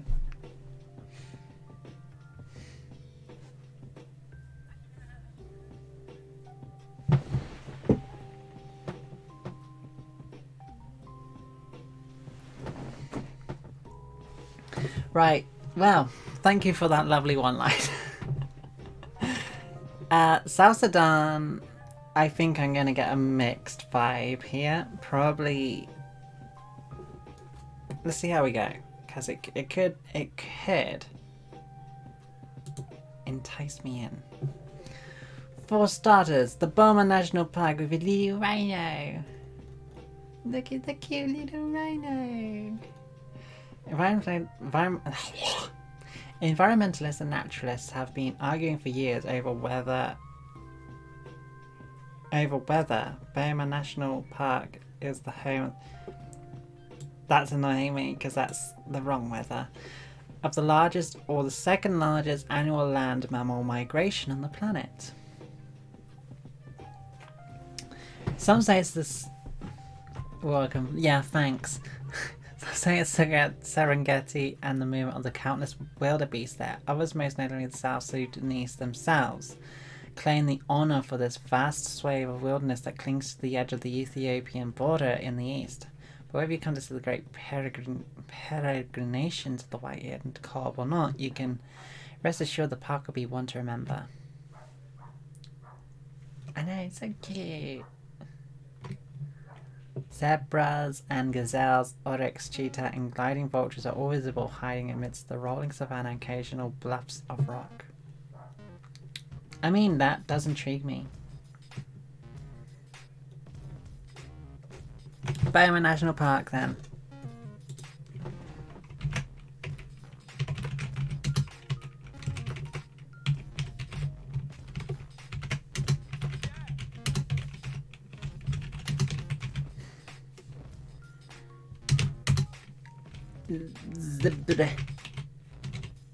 Cheetahs, etc. Okay. Next. Wow. It's precisely because of Wow's place at the confluence of several of It's precisely because of Wow's place at the confluence of several of South Sudan's most populous tribal groups that this city is now embroiled in some of the bloodiest episodes of the current conflict engulfing the country.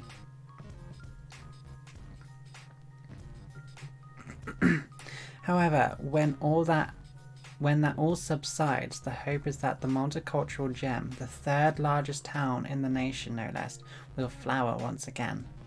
And boy does it have plenty to offer, from age-stained colonial frontispieces to them ramshackle huts and marketplace constructed from the raw materials of African bush. So it's not somewhere that really intrigues me if it's really kind of like under a lot of crap at the moment. The Southern National Park, covering close to 7,800 square kilometers of land in the very heart of South Sudan. The seemingly endless swathes of patchwork woodlands and grassy savanna that form the Southern National Park are amongst the largest protected game areas in the nation. Curiously, off the beaten track for visitors to this part of Africa, the area has been little explored over the last 70 years. Those who do come will get to see the likes of the Congo lion, the colobus monkey, bush babies, and marabou storks, and cobs aplenty. So can you actually go there to like visit though, like as a tourist? Or is it like you have to kind of explore and, you know, take some risks? I imagine there must be like somewhere you can go in there.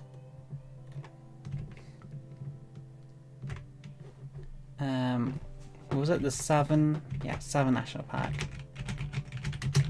This is kind of like a national park. Friends, oh frick. Go back again.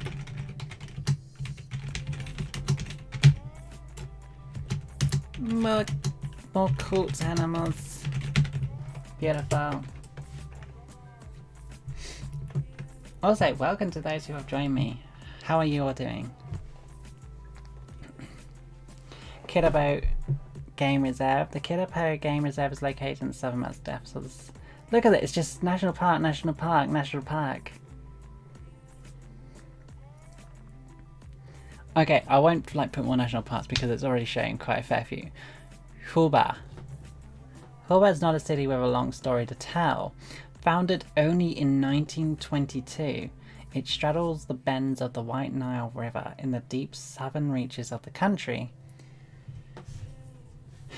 It was once just a far-flung trading outpost built by Greek merchants who wanted to establish regular caravan routes between East Africa and Britain's colonial bases.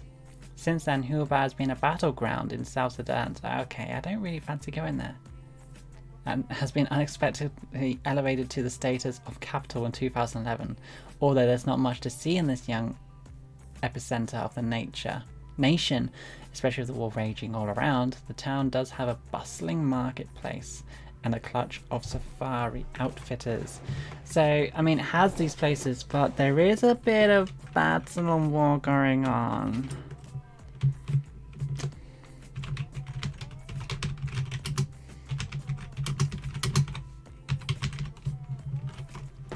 Battlegrounds going on, y'all.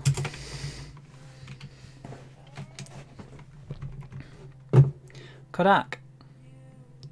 Kodak was formerly known as Fashoda, the town that once gave its name to the famous Fashoda incident when the power struggles between Britain and France came to a head in Africa, and these two great superpowers of colonial Europe finally decided to divvy up the continent on roughly east and west terms. Today, Kodak remembers these totemic episodes of African history, but also bears the remains of its one-time Shilluk kings. Fortunately, modern times have proved difficult, with famine and war also scarring the settlement. So, yeah. Another national park. Bore.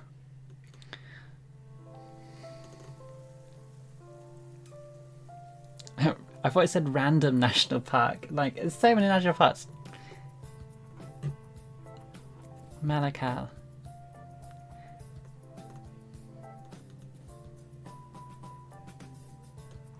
And that's technically another one, really. Another one. Nothing's really roping me in to like visit. It's mostly war and parks, national parks. So it's not really pulling me in, and it's probably not going to make my top 10. Just because it's not really offering much. It just seems battlegrounds and war and just animal parks mostly, which, you know, I'm all for seeing an animal park, but if it's just that, there's no real adventure for me. It's just more just sightseeing for the sake of sightseeing. If I'm going somewhere, I would want to have a journey, it's not about the destination, it's about the journey, the adventure.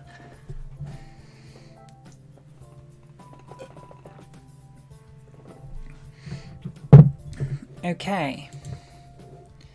South Sudan, I'm afraid it's not really working for me.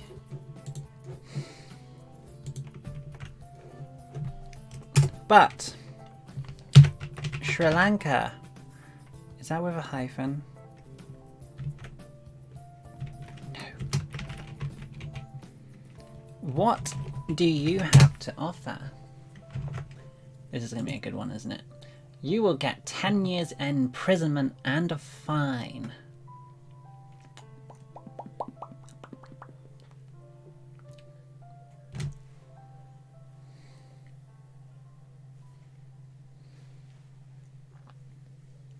Cool. Okay, let's see it.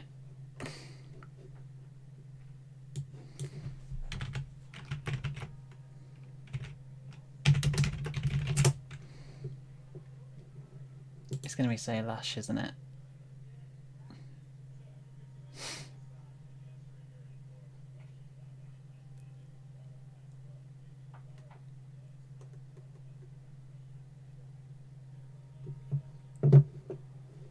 Just seeing that.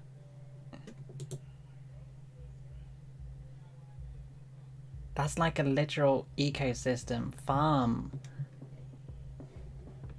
I can't make out if this is buildings or if it's just more farms. I think it's farms or something.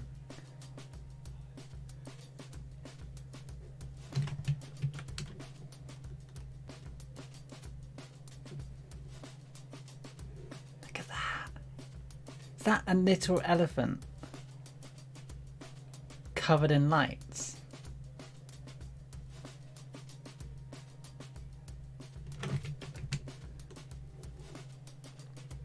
Look at these places. It's incredible.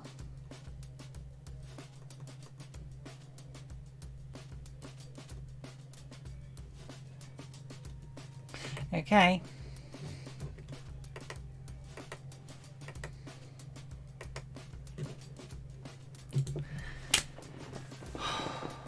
Right. The top 15 tourist attractions in Sri Lanka is truly spellbinding, will suit any traveler's interest when it's top tourist attractions. The Nine Arch Bridge. One of Sri Lanka's most iconic sites is the Nine Arch Bridge in the small mountain town of Elia. This viewpoint offers spectacular panoramas of the surrounding area, which is made up of verdant greenery and tea fields. Visitors can watch trains roll over the bridge as they make their way along the Damodara Loop. Constructed in the early days of the railway expansion in Sri Lanka, the bridge is particularly impressive because it is made of cement, stone and brick without the use of any steel.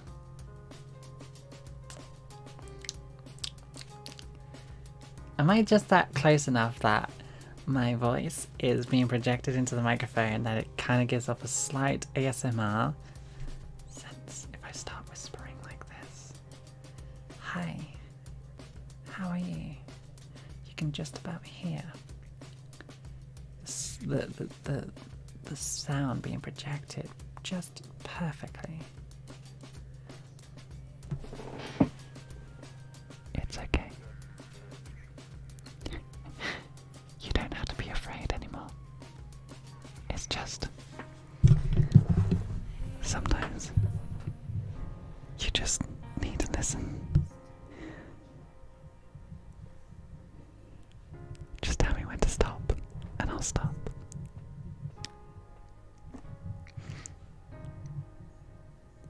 It's okay. That's interesting but awesome about that bridge. The fact that it has 9 arches. No steel is used. That's because you don't need steel. You just need to be rock hard.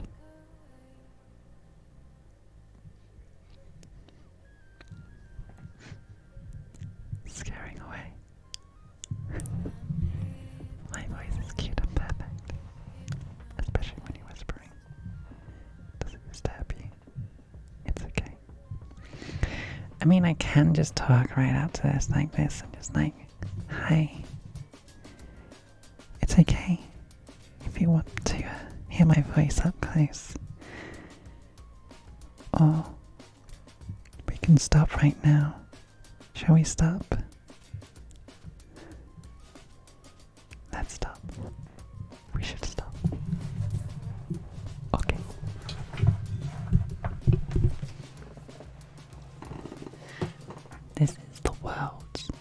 quietest research stream. No, it's not. It's not the world's quietest research stream because it's, well, I don't know if you can call it research. It's more like, I don't know. I suppose it is in its own way. But yeah, I guess something I might see, but it doesn't like rope me in. It's not like I'd go, hey, I want to go see a bridge.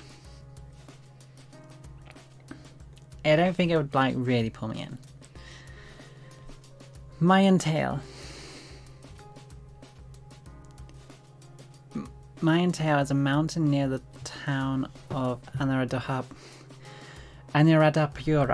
Its summit has much spiritual significance to the Buddhist community. It is believed that on this mountain top, a Buddhist monk named Mahinda met King Devanamapiyatissa, and together this meeting introduced Buddhism to the country. That's quite interesting. Yes, especially the whispering. Oh, bless you.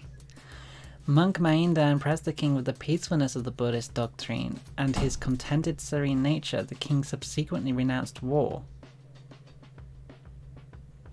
and went on to spread peace throughout the nation. There are several impressive religious and historical structures on and around Mayan Tale Mountain. Hundreds of pilgrims visit this site each year. That's impressive. I suppose that's something I'd actually want to see in some ways, if it has that sort of like, you know, you could start a religion out of this. Like, it's like, he was so peaceful and stuff that they were like, I like you. We should make a religion out of this. And then, like, Buddhism became a thing.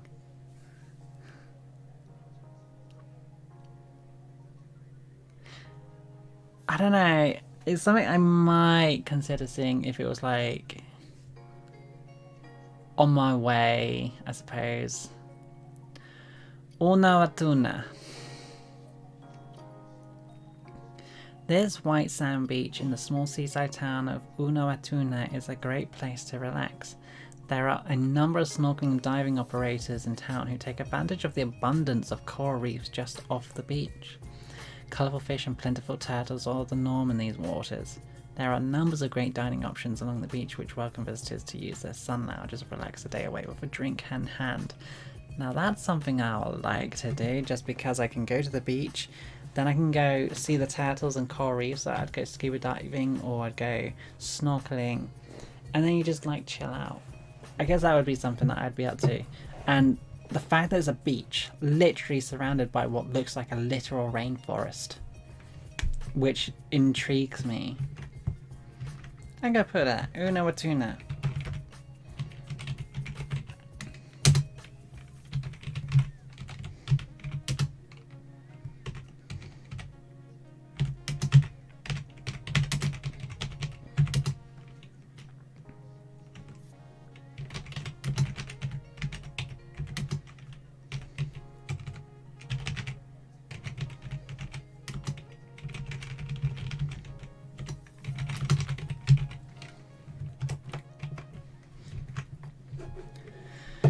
Okay.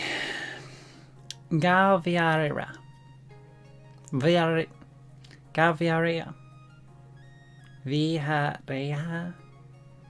Viarea, I don't know. Visitors can find Galviaria in the ancient city of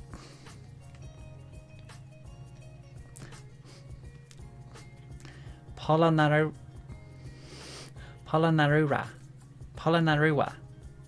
Galviaria is a famous Buddhist site and is celebrated for its many caves and large sculptures of Buddha which are carved into the rock faces. They are extremely well preserved, even though they were crafted in the 12th century. To the side of one of the statues, a code of conduct is inscribed. The code, when followed, was meant to purify the Buddhist monks and bring them together under one order. It was created by a very famous king, King Parakramabahu.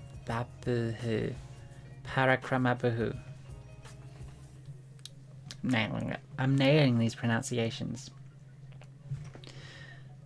Today, Galviaria is one of Sri Lanka's most popular sites of pilgrimage.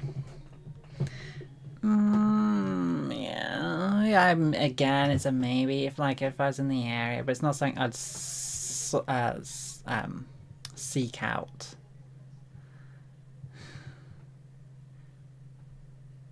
The current festival takes place every year in July or August and is dedicated to one of the Hindu gods. It takes place over a 2-week period and people from all over the world can come to join in, unless you're transgender or LGBT at all.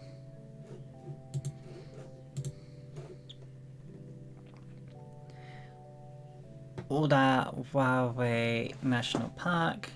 Those literally look like mammoths. Obviously they're not, but they don't like it.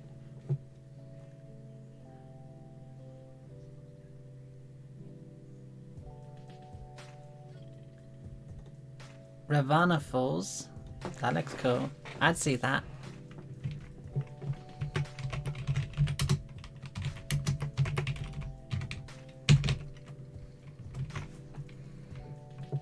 Are used for bathing in the hot summer months. In the rainy season, the water flow is exceptionally strong and is an impressive sight. The falls are part of the Ravana Wildlife Sanctuary, and the nearby cave complex is rich in local legend. Conveniently located on the main road on the way to Aya town, the caves are a common stop-off point for visitors during their journey. Many cheeky monkeys live in the surrounding trees, and they're often seen on the roadside dining on fruit. However, don't let them get too close, as sometimes they can get over-friendly with visitors. Yeah, monkeys kind of... Oh, yeah. I have actually had a monkey stand on my back by giving them food to them like this, and just like giving them to me and then getting them off. But sometimes they just leap at you and they'll try and take anything off you, and they can be quite scary considering they have teeth.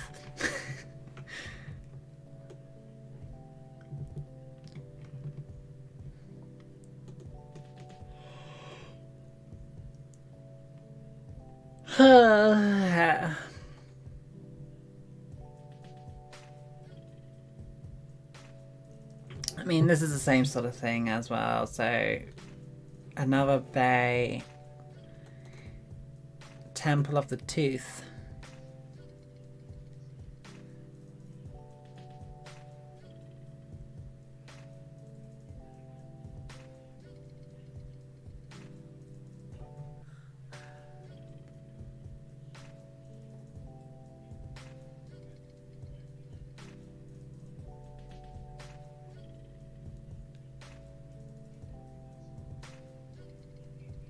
So, they have a tooth in here that was stolen. I suppose, allegedly, it was stolen from Buddha's deathbed.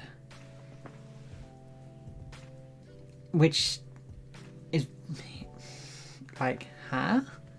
But it was stolen and basically smuggled into Sri Lanka, and basically there are attempts to basically steal or destroy this tooth that has been encapsulated inside this building. And twice daily, pujas are held to celebrate the relic and offer visitors and devotees a chance to get a glimpse of the tooth within its casing. Like, it's a literal tooth, but claimed to be from the Buddha. I don't know if I'd be interested, maybe because I'd just be very skeptical, I guess. I don't know. Adam's Peak. At the summit of Adam's Peak is a footprint cast in stone. It has spiritual significance to a number of different religions. However, there is currently a Buddhist monastery at the summit. To the Buddhists, the footprint is that of Buddha's. To Christians, the footprint is Adam's. And to Hindus, the footprint is attributed to Shiva. So basically, they've made this this claim that this footprint belongs to someone of significance, but it's now either the Buddha, it's Adam's, or it's Shiva's. Monkeys are cute, but yeah, I wouldn't want them to bite or snatch my stuff. Yeah, they can be very rough and quite dangerous. I would see this just mainly because I'd want to be on the top of things. Like, I get adventurous, I want to see the top of it, but then you have like all this sight, and you'd also have the sight. The trek to the top of the mountain to see the footprint is via a steep staircase containing over 5,000 steps. The trail is lined with many tea stalls and food shops, which act as places of rest. Most people begin their hike at 2:30 a.m. to reach the summit in time for sunrise. So it's like a 4 to 5 hour hike. Thank you for the subscribe, Mario. Thank you. Are you here now, or is this, or are you maybe out somewhere else watching a video somewhere else? It's so, thank you very much. That's interesting for sure. So yeah, I would like to see that if I ever could. So what's it called? Adam's Peak.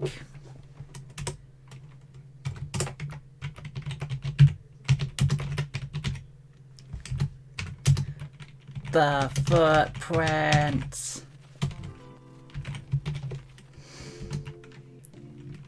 Might be Adam.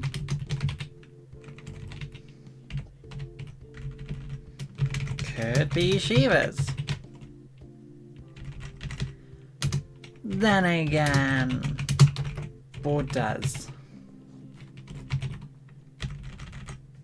Oh, just some random.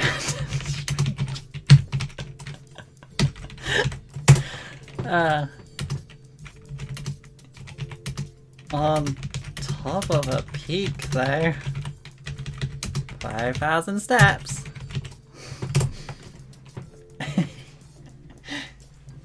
So yeah, I would totally go for that. For the sunrise, I suppose though, if it's not open for sunset, I would go for the sunrise. Definitely. That's pretty cute. I like that. I don't know why, but I think it's cute. The Galileo Fort. It is easy to get lost in the cobblestone alleyways and streets within Galileo Fort. Today the area is full of modern restaurants, hotels, clothing and souvenir shops. Meanwhile, snake charmers and buskers line the sea wall. You can't even see them. However, the fort was not always such a cosmopolitan spot. A basic fort was constructed by the Portuguese when they made their first landing to the island in 1505. When the Dutch eventually seized control of Galileo, they made a number of improvements, including the enormous seawall that still lines the fort. Galileo Fort is an excellent example of what the synthesis between European and Asian architecture looks like. Not that impressive then. Like, if all they could muster up together was just a bit of wall between the two continents, then I'm sure there's probably a lot more to it than just that. Oh god, I feel like I'm roasting European and Asian architectural skills.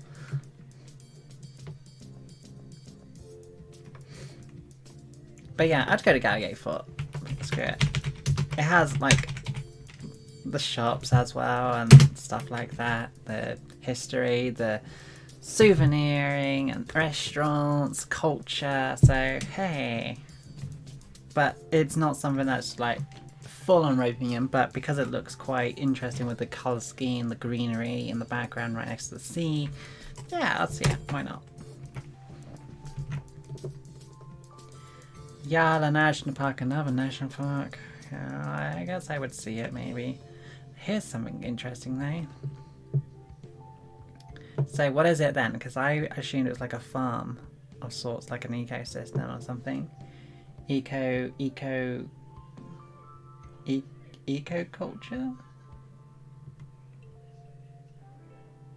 I don't know. Sigiriya Rock Fort is utterly impressive. I'm just going to copy that. That'll just define. There we go. Utterly impressive. The rock walls rise up 200 meters from the ground, only to give way to a flat plateau at their summit. There are steep stairwells to reach the top and many frescoes to marvel at on the way up. At the top, you can find the remains of an ancient civilization, including relics of a palace and a monastery. It would have taken true engineering and ingenuity to build a structure at this height so many centuries ago. Around the rock fort are many important caves and gardens. Impressively, they are some of the first landscape gardens in the world. I'm going!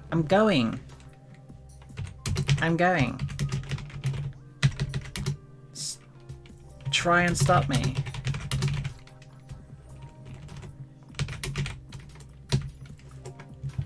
Okay, next. The Gambia. What's up?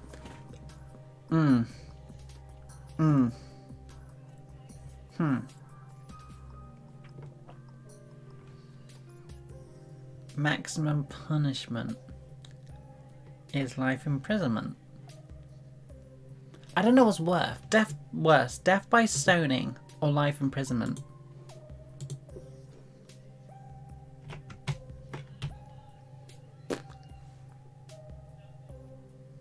Which would you choose?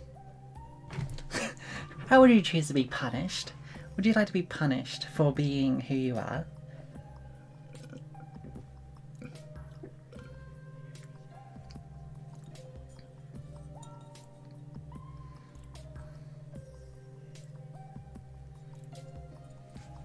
I can't believe we're almost there. We're almost there to the end. And then I guess we'll start ordering and ranking my top 10.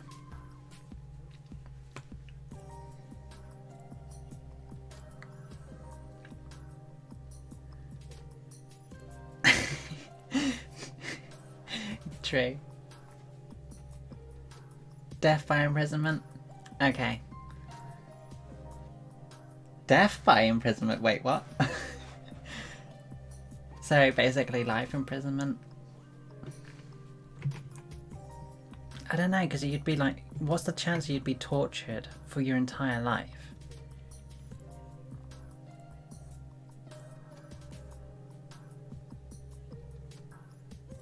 Throw rocks at me and I'll kick their asses.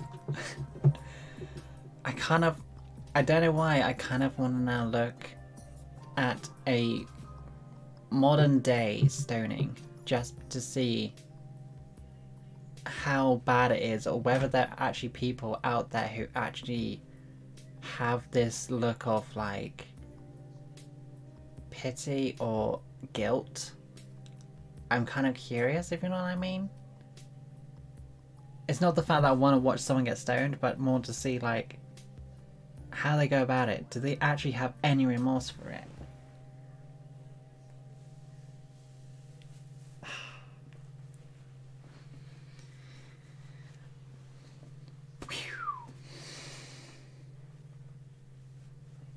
Tell me I'm not like just like crazy. Like, please tell me I'm not the only one who's like thinks these kinds of things. Am I a crazy person? Am I a bad person?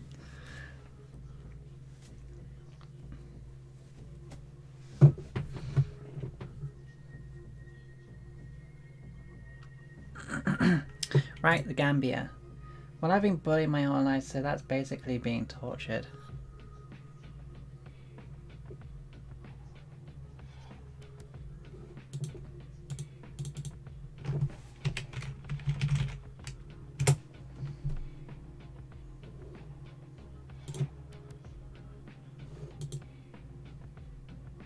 Stop stoning and execution. We condemn forced TV confessions.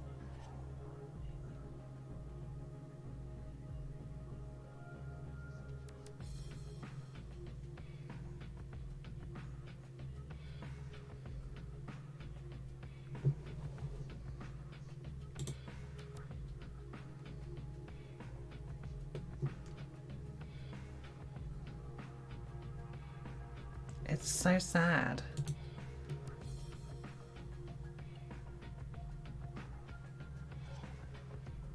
No. Wait, they trap them like so that they can't move at all?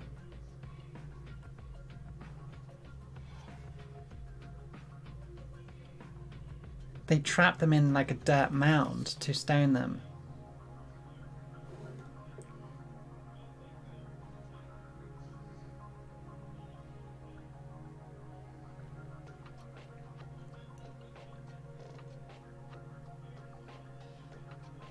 It's so cruel.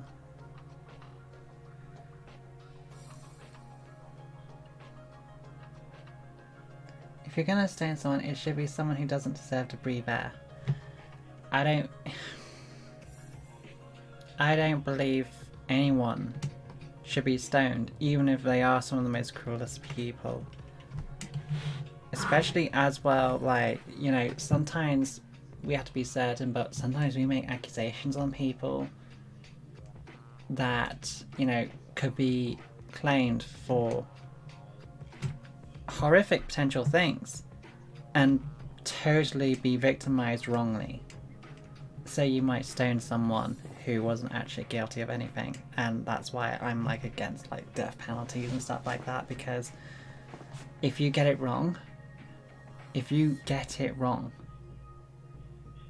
which it has happened to so many people, it's horrible. An innocent person being killed. Basically, they bury them from the neck down and stone their head. Yeah. I thought they did it like that. I thought they like tied them up and blindfolded them so they couldn't move and see. But, yeah. The stoning that didn't happen. It's just so horrible. Why? It's so backwards.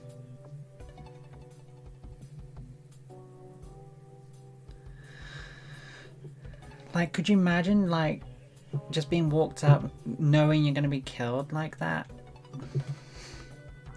I suppose, though, one good wallop to your head and you'll be knocked out, and then hopefully you won't feel a thing after that, but Jesus.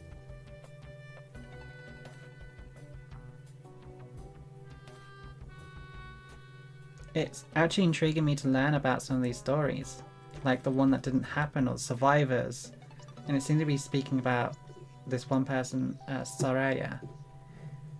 I'm not sure who this is, but it seems to be fairly significant. Soraya M.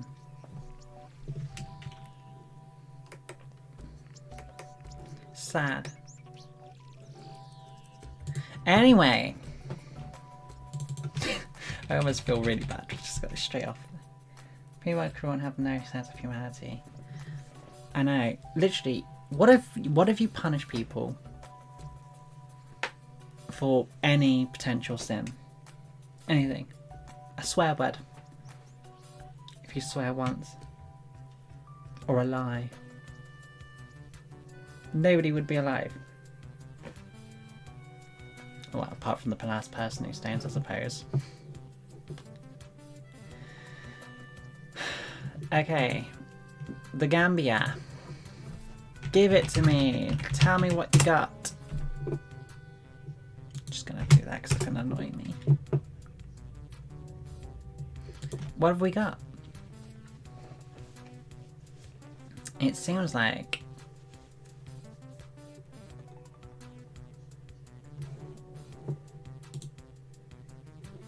Well, that's great. I can really see that. It's really clear. I'm not sure what I'm making of the Gambia right now.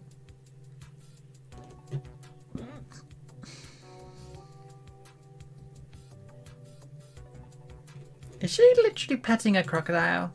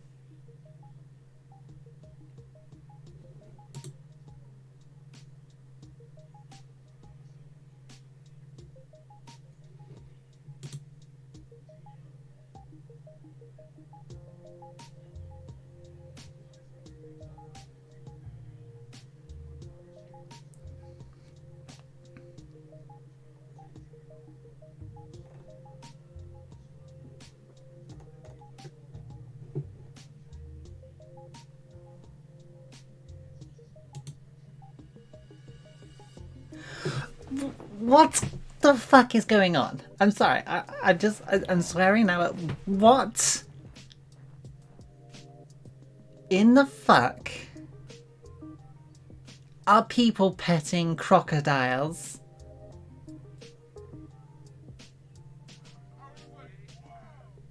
Holding its mouth closed. What about its tail? Do you know how strong those things whip? It'll break your legs.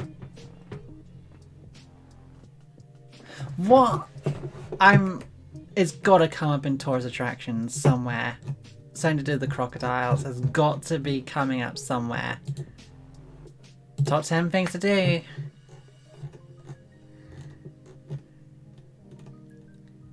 Meet wildlife in the Gambia's nature reserves. Holidays are from some opportunities to those who pack their binoculars.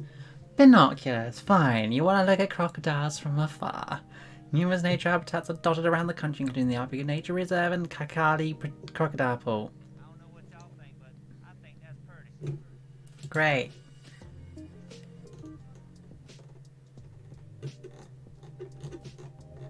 No. You don't just do this. You don't just frickin' show people petting frickin' crocodiles. Go away. Kakali Crocodile Pool.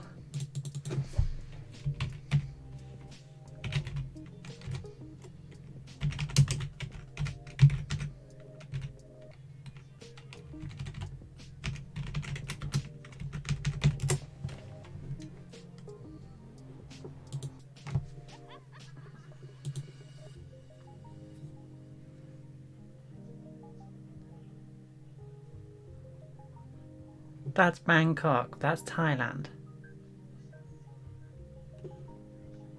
Am I right? Kakikali.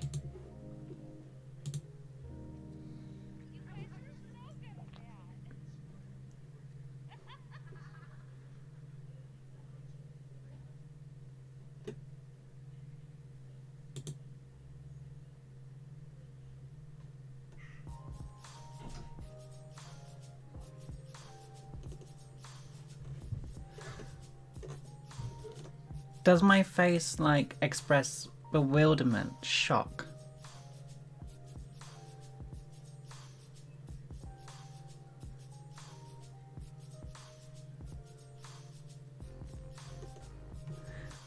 We loved it. 1 star.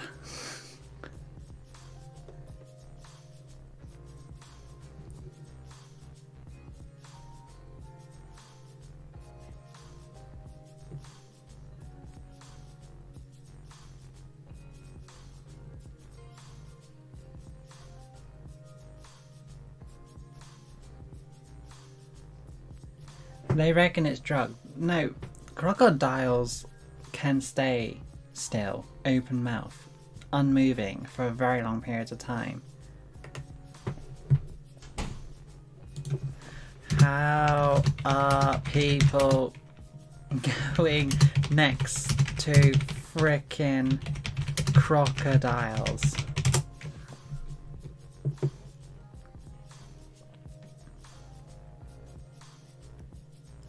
The friendliest of the crocodiles, named Charlie. They can't open their mouths as fast as they can close them.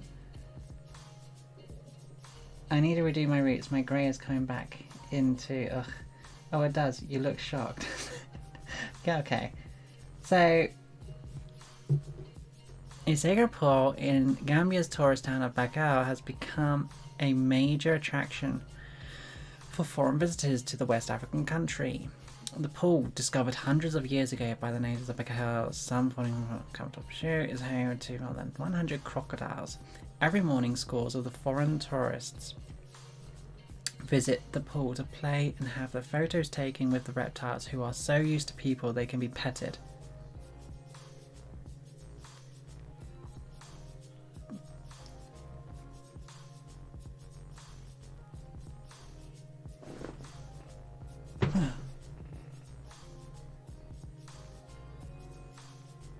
The pool, surrounded by a forest of beautiful tropical flowers and trees with different species of birds, is believed to have supernatural healing powers. Hundreds of barren women travel from far and wide, from both within and outside the Gambia, to visit the site, where they are washed with sacred water from the pool by specially trained women of the Bojan clan. Friendly Charlie. The crocodiles in the pool have a strange taste for food. They prefer fish to fleshy meat. Okay, I'm feeling a bit more confident now. The friendliest of the crocodiles, nicknamed Charlie, is so close to his masters that sometimes he leaves the pool to spend time in the ancestral home of the Bojan clan, the keepers of the pool. According to the pool attendant, David Bojan, whenever Charlie leaves, it is normally a sign that he has a message for the people. When rituals are performed at the pool, those washed in the sacred waters are seriously warned to stick to their partners and avoid adultery. They are also given a bottle of water from the pool that has been applied to parts of the body before going to bed and early in the morning. Return people, blah blah blah blah blah blah blah blah blah.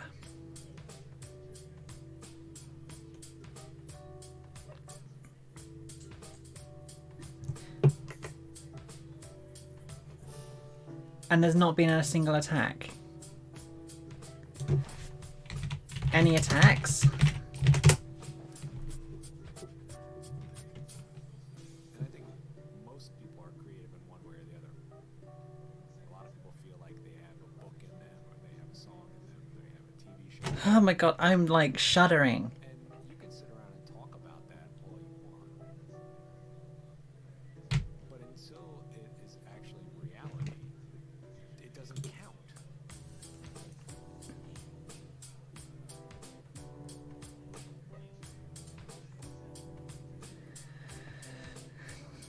These are the days you live for. The idea of stroking and touching a fully alive, awake, and undrugged crocodile had me buzzing. There's no time for any scaredy cat nonsense here. You run on adrenaline and you go do it and don't look back.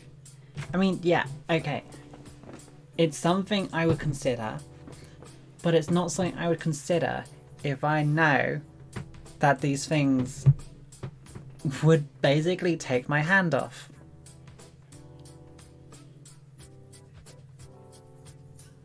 They're not. These aren't like creatures you just mess around with. Like, there's the fear bubble. Like, you will fear it.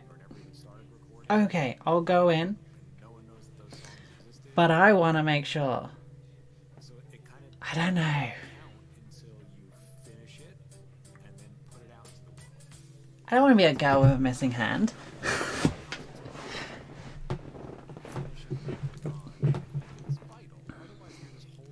Memories of those adrenaline-charged moments of madness to grace my back. The time in Batu when I first had a snake around my neck, blah blah blah blah. You need to finish things.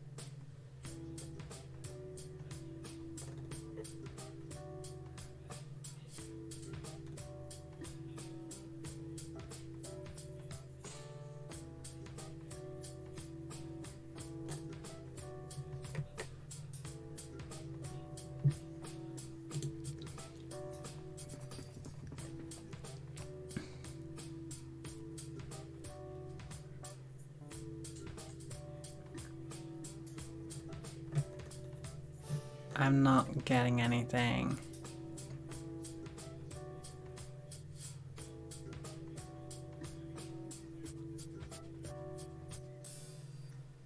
That cliche of art is not finished, it's abandoned. Yes, it can always be better. But you have to finish. I stopped dead in my tracks. There was a rather large crocodile block in the pathway with what appeared to be a bunch of bananas on its back. Don't worry, this one is just plastic, grinned Archive, Akakali, Crocodile, and Torch Bakel. We decided to visit the crocodile pool as it's said to be sacred. Local legend says that by bathing in the water from the pool, women will be blessed with fertility, and if successful, parents tend to name their children after it. So if you meet anyone called Kakali, you know what their parents have been up to. As we approach the croc pond, I observe a sign: don't touch any crocodile without the advice of the pool guide. That's a joke, right? I asked the guide, who is still grinning incessantly. Nonchalantly, I continue to approach the floor on the big plastic crock on the path. I am mere footsteps away, camera raised, when the guide grabs my arm. Not any closer, he pants. This one is pregnant and she gets angry if we disturb her.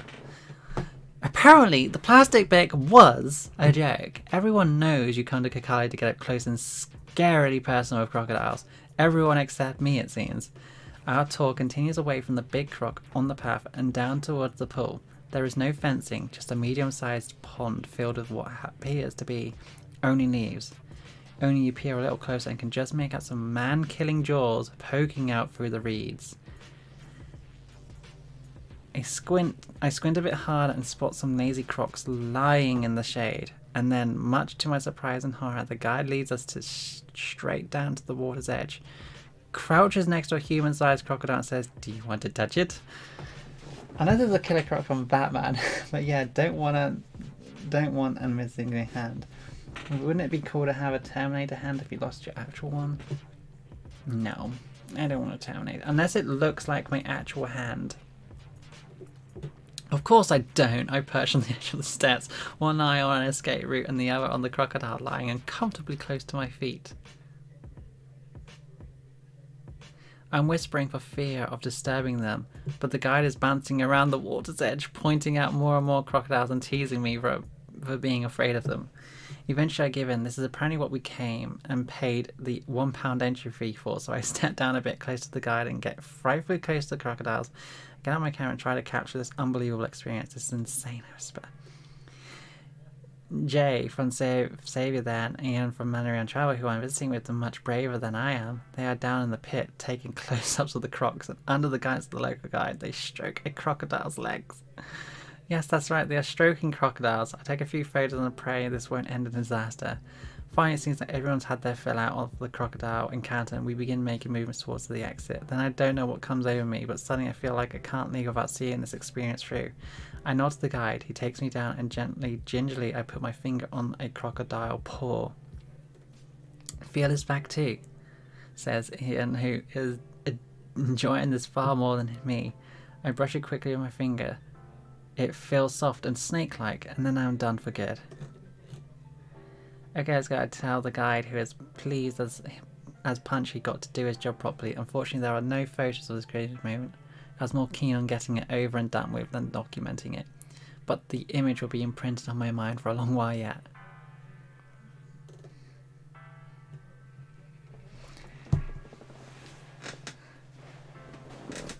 Yeah, so you can pet crocodiles in this place. Literally pet them. And I was just looking at these pictures like, why would you want to go up to these crocodiles and risk that something might just take off your entire freaking arm? Turns out these crocodiles have a taste for fish rather than meat. And we are in the Gambia.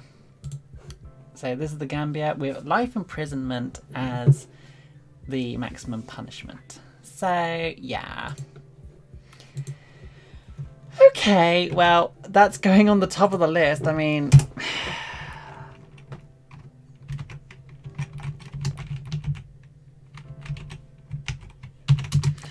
petting frickin' crocodiles.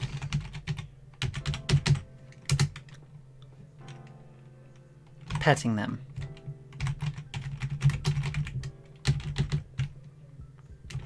Petting.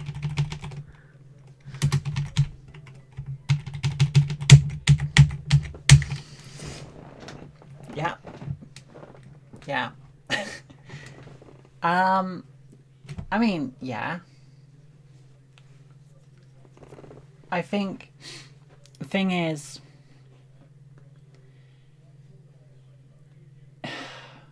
there's a sense of fear that you can have, but when you pop this fear bubble, this bubble of fear that you're in, so the fear bubble is right next to the crocodile, and once you go inside it, you're now in the fear bubble.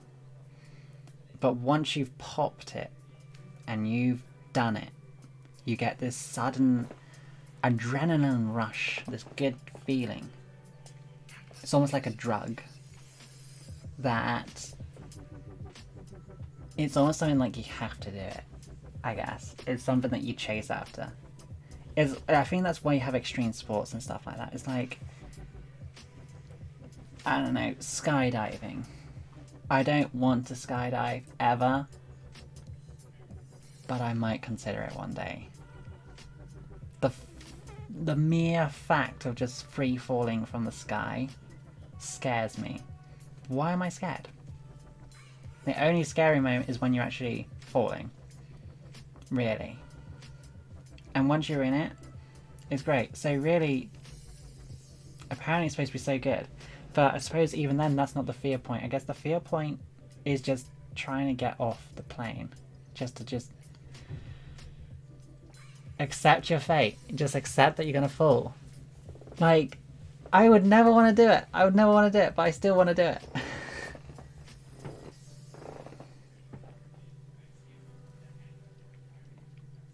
I can't find this hair. That. Just can't hunt larger animals. Some just can't hunt. Gharials can't hunt people because their snouts are too skinny.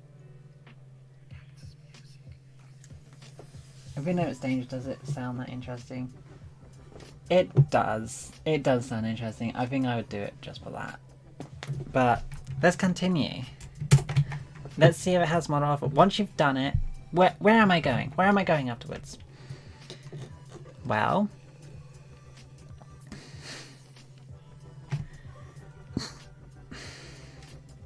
pardon me. Okay, so let's now go. Okay, so we have the Banjul. A visit to Gambia's capital. Banjul will add some history and culture to your African adventure. Away from Banjul's wonderful beaches, there are interesting attractions to visit which won't require you to don your swimming gear, including Albert Market and Arch 22. I mean, it's not really intriguing me, to be honest. Embrace the Gambia. Bird watching. Ooh, just gonna go. I mean, my fear of skydiving is my chute not opening. But that's the thing, isn't it? That's what scares me the most, is that I would skydive with someone else, like, to do it that way, just so that I can say I've done it. I don't think I'd want to do it myself, just on my own. I don't know. I mean, for all I know, I suppose it would change if I did it the first time, and then I go, oh my god, I want to do it again. Then maybe it would be a different situation. But like, how many backups does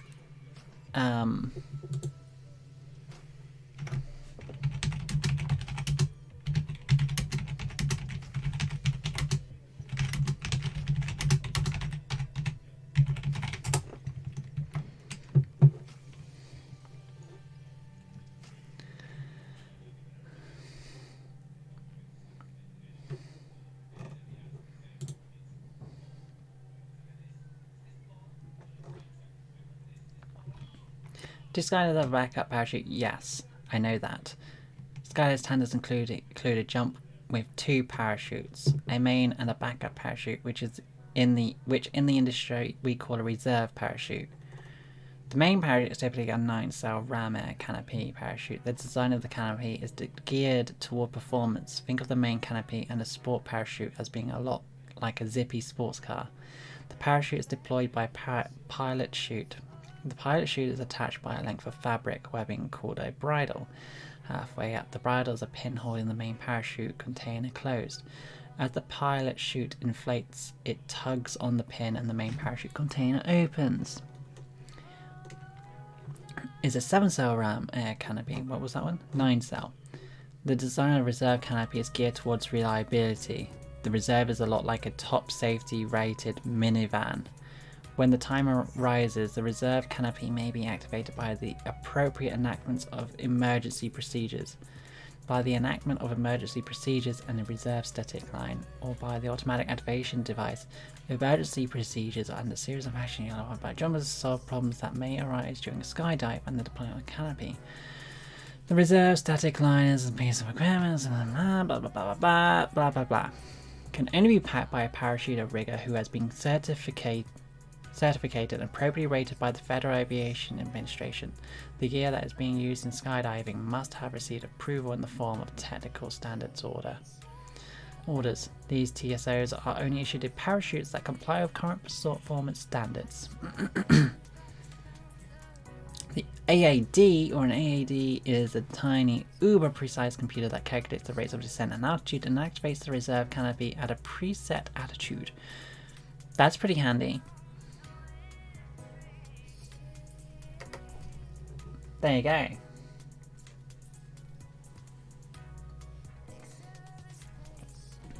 Yeah, I have to go with someone else. Or maybe I'm wrong, I don't know, but I thought for novices they needed a professional for it. That's exactly what I do anyway. I'd do it with a professional. That's how I would go about doing it.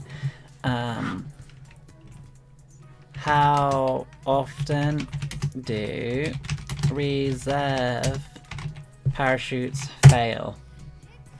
Typically, about 1 in every 1,000 parachutes will experience a malfunction that requires the use of the reserve parachute. I mean, okay, that's 1 in 1,000, so that's a good chance. It's 1 in 4,000 chance you'll have a car crash. Think about that. So, it's a quarter of the chance that your chute won't open. So how often have you had a car crash? What happens if the skydivers for any reason unable to deploy their own reserve parachute, for example, if they have been knocked unconscious, an automatic activation device will automatically deploy the reserve parachute for them. So you're now geared up with an extra piece of kit.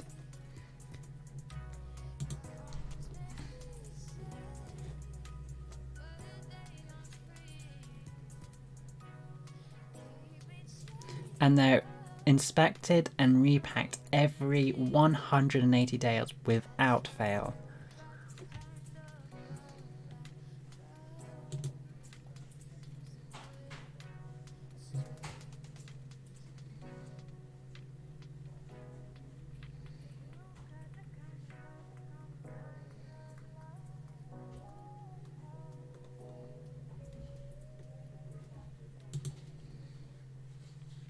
In 2018, the annual fatality count hit a record low of 13. Just gonna ignore that one.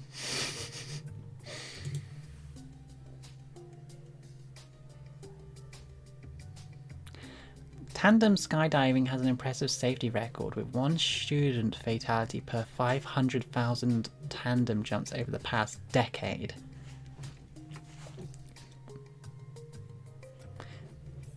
A person is more likely to be killed by getting struck by lightning or stung by a bee. There you go. Now you can feel more safer when you go skydiving. I still never skydive. I think it's one of those things you'd have to force me to do, and once I have no choice, I'll do it. But I would basically be like crying until I fall, I guess. I think that's how I'd feel. I'd be like crying and just wanting to be out of the situation, but once I'm probably out and falling, you'd probably just be like, this is amazing. But yeah. Anyway, back to the Gambia. Soak up in the winter sun. Throughout the UK winter, the Gambia enjoys uninterrupted sunshine, promising the ideal winter sun getaway for those hoping for their dose of vitamin D. November to May provides the best weather conditions with almost zero rainfall and temperatures well into the 30s. You can take a cookery class whilst you're visiting. Has some lovely places. Eco camp or lodge. Floating lodges. Oh, that's pretty cool.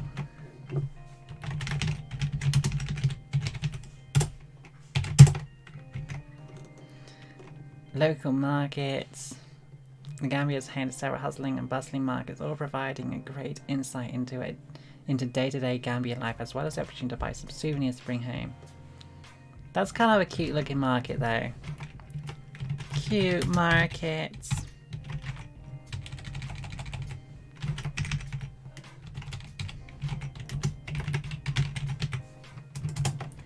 I'll have to do it in tandem.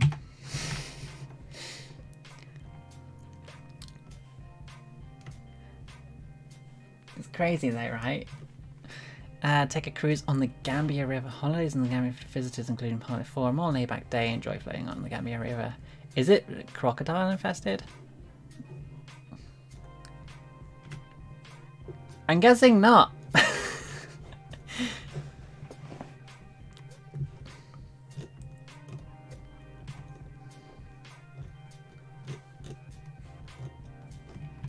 I don't think it's got much going for it, but the crocodile thing definitely kind of gave it a strong point. I was just scrolling down the Gambia tourist attractions, and I think I just saw a picture of someone just right next to a crocodile. Yeah, right here, and I was like, what on earth are you bloody doing? And then I just saw everyone else doing it. I was like, okay. But it seems to be like...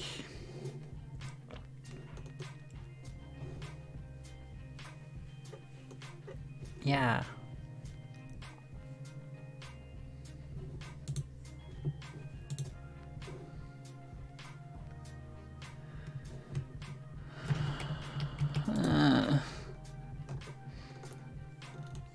No. Oh, is that more cooking classes? It's just enough market. Beach, yeah, whatever. Beach.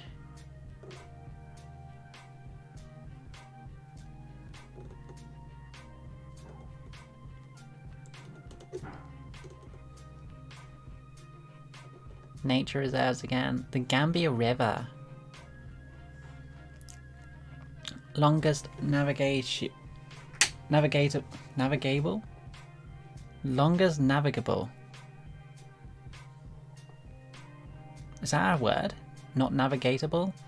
Rivers in West Africa runs some 700 miles from the south of the Atlantic all the way through the Gambia, Senegal to the Fota Jalon Highlands in Guinea. This mighty river divides the Gambia into two strips of land and dominates the landscape of this beautiful West African country.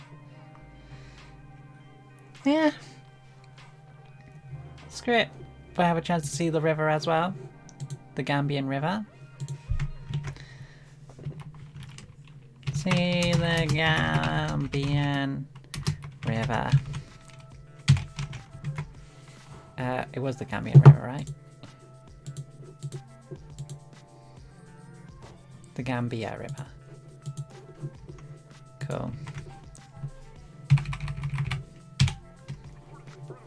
We have one more. And then we'll start ordering and deciding which one is going to make... which ones are going to make the top 10 and how we're going to order them, basically. Maybe I'm not as amazed because I could find a place to pet alligators in Louisiana or Florida. Really? You can? You can pet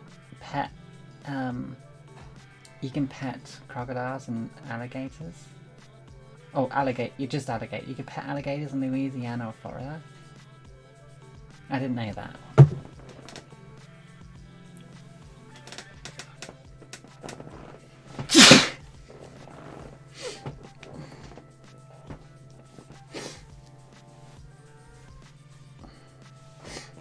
This jumper doesn't leave my body practically now. Like, when I go to bed, it comes off and that's about it. Then I'll like wear it for parts of the day. But my boyfriend got me this jumper, so now I'm just like, I'm practically wearing it all the time because I don't get to see him that much.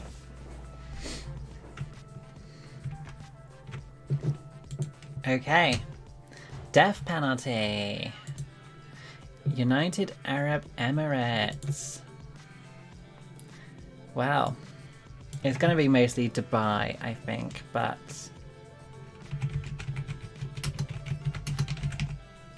but potentially also the desert might be an attraction.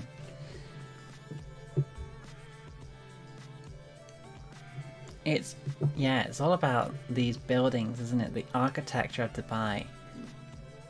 That's what it's mostly about.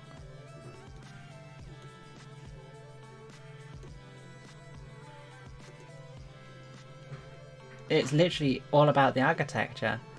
Oh, there's the desert though. Is that flamingos? Flamingos. Yeah, it's mostly Dubai.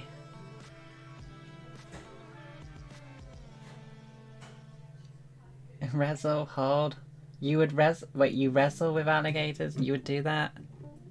Basically, they're gonna try and bite ya. Try and take your fingers, your little fingies. Or maybe your little toesy woesies as well. Give them a little nibble.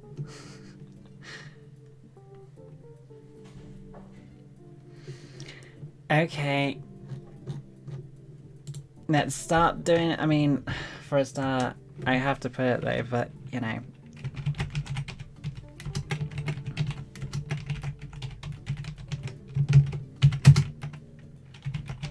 Architecture.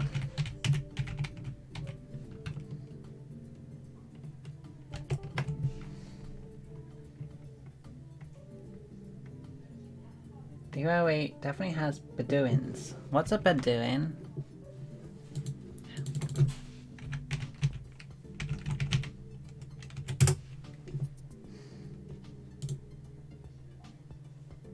Oh, those. Oh, right, yeah, we talked about this before, didn't we?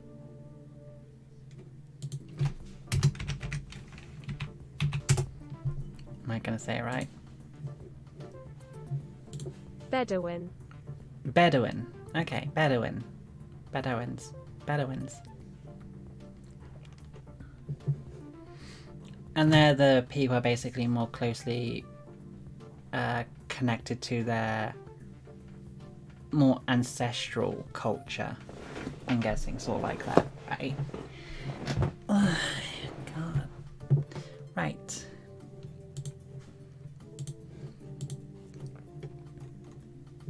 What is the UAE famous for?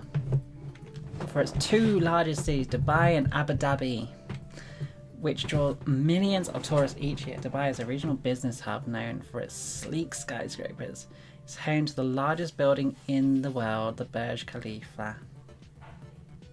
Burj Khalifa.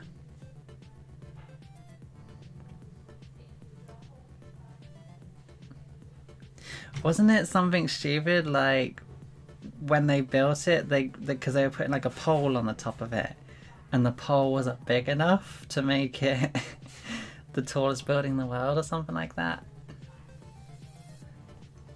Bedouins are cool. I mean, it's cool as in they keep cool. Hey. Yeah. What do people in the UAE do for fun? Water sports such as diving, swimming, surfing, sailing and jet skiing are the most popular ones. These can be refreshing, especially during the hot months. In Fujairah, you can indulge in some scuba diving fun near Snoopy Island and discover the undersea world of coral reefs, stingrays and sea turtles. Right. 14 top ratings. Well, yeah, I suppose that is something you would do, isn't it? Right? You want to see the Burj Khalifa. The tallest building in the world.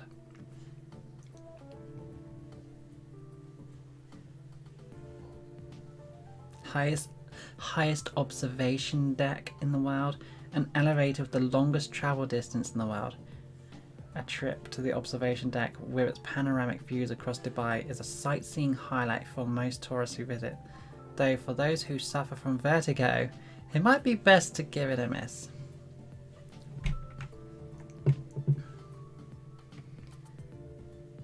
Well, people train cheetahs to hunt in the UAE, I know.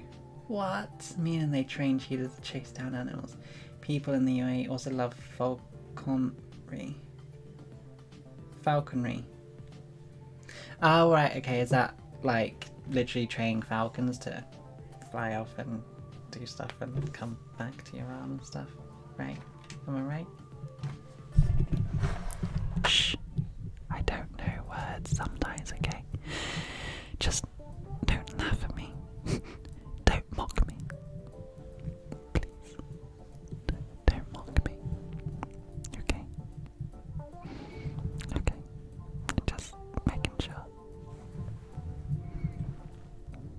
This is my black ball of microphone. La, la, la, la, la, la. Okay. Yeah, I mean, I should have thought about that as well. I'll put that with that one. World's tallest building. 2. High observation.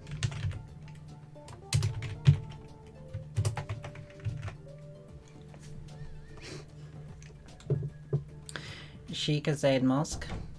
That's pretty cool. It's a mammoth modern mosque of incredible beauty. Harnessing contemporary design and ancient craftsmanship, the mosque harmoniously blends modern and ancient styles and techniques to create a new interpretation of Islamic architecture. A visit here is a must on any Abu Dhabi itinerary, with its interiors using lavish amounts of gold, mosaic tiles and glasswork, and immense amounts of marble, and exterior of blindingly white stone contrasting dramatically under the Emirati blue sky. It never fails to dazzle. Okay.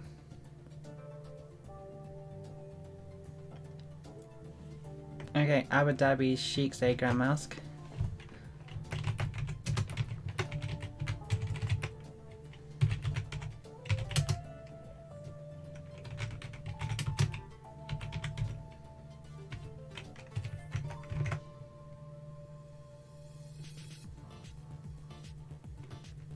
No.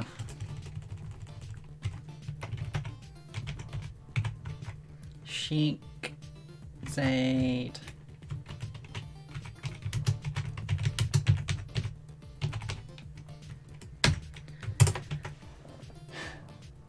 I won't mock, but I will laugh.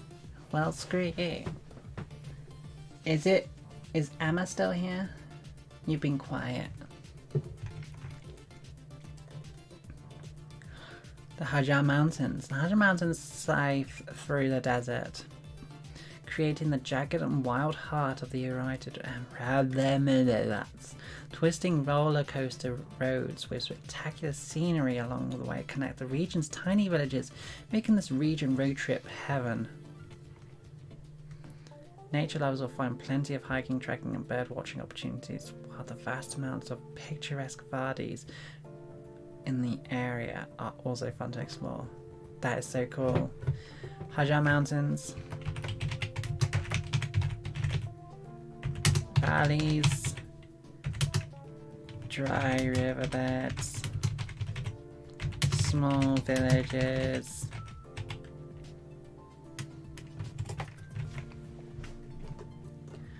Louvre Abu Dhabi.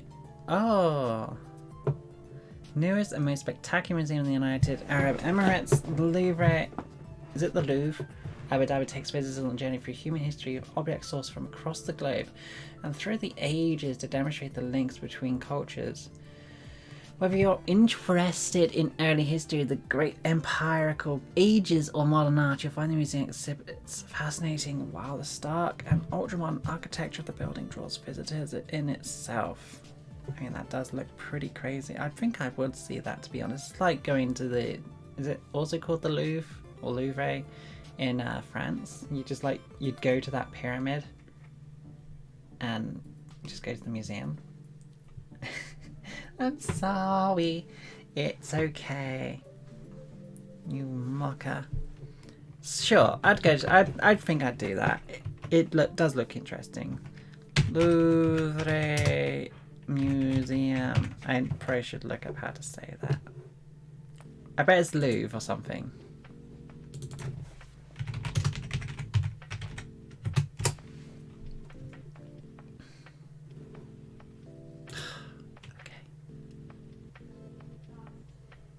American pronunciation, Louvre. Or French pronunciation, Louvre. Yeah, see, that's the French American one.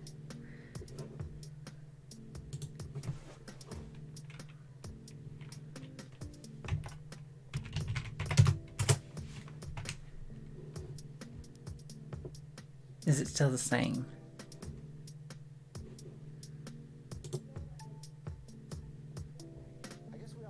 American pronunciation, Louvre. Okay, fine, it's still the Louvre. Fine, whatever.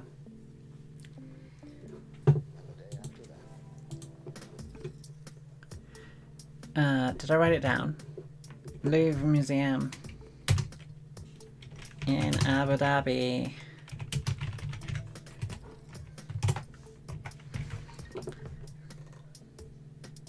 Jebel Jais, the highest peak in the United Arab Emirates. Jebel Jais, the Emirate of Ras Al has become much easier to access in recent years thanks to the switchback road that twists and turns all the way up the mountainside. At the top of the road, series of landscape. It's something I might see. With an adrenaline. Oh, wait. The mountain steering with an adrenaline buzz can opt to throw themselves off the peak on the world's longest zip line, which runs down the side of Jebel Jais for over 2 kilometers, reaching up to 120 kilometers per hour. How the frick do you slow down? Wait, what?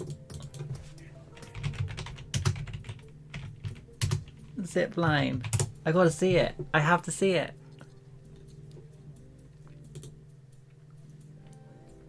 I guess we all have future pants.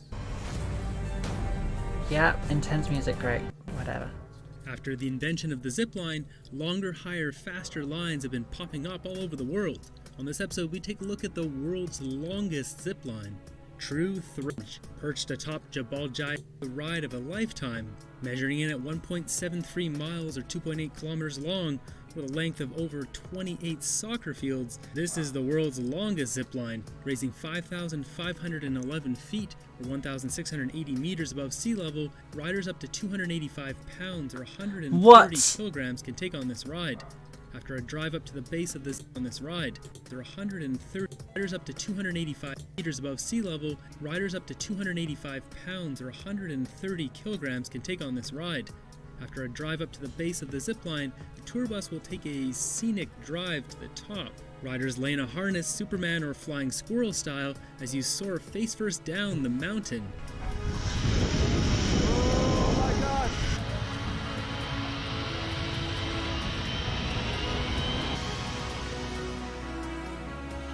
How strapped in are you?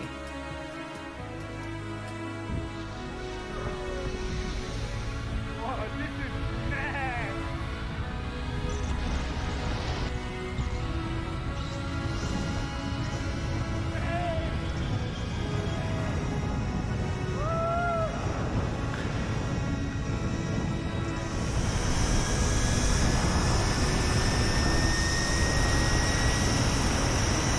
Got 157 kilometers per hour.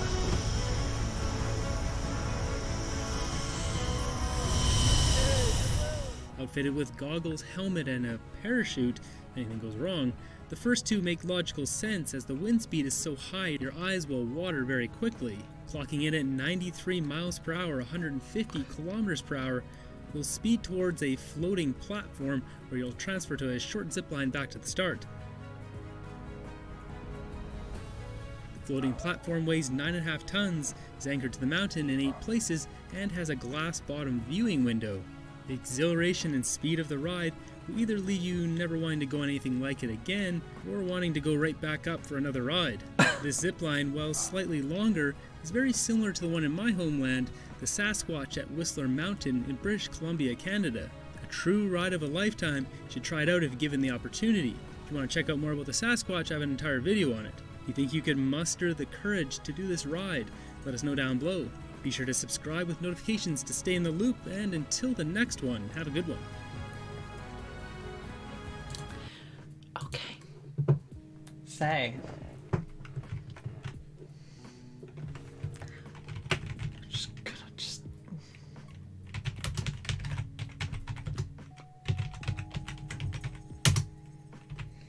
Was it Jabbar Base? Was that it? Is that how you say it? Jebel Jais. I was so close. Jebel Jais. And we got the insert again.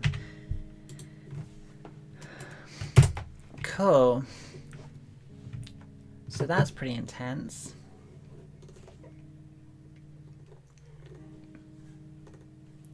Jebel Hafid. A must do if anyone wants to snap a great vista. The San Jebel Hefi is a favourite day trip from Abu Dhabi and Al Alain. This is the second highest peak in the United Arab Emirates, and far-reaching sumptuous desert panoramas greet you all the way up to the top. After the twisting mountain road drive, you are rewarded with being able to see across the area's vast sweep of desert. That's a sight to see. I like how it's like almost like in a bow.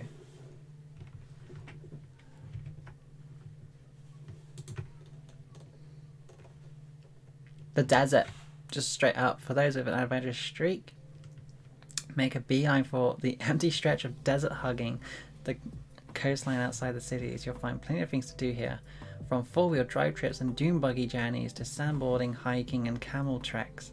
Most people plan a desert day trip from Dubai, but Abu Dhabi and Fujairah are also excellent bases for desert sightseeing.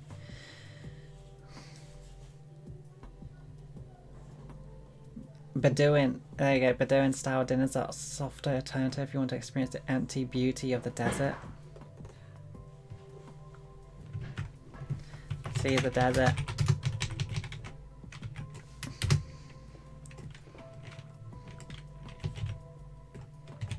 And stuff. Beaches, Dubai Creek, Star Road. Yeah, it's got a lot going for it.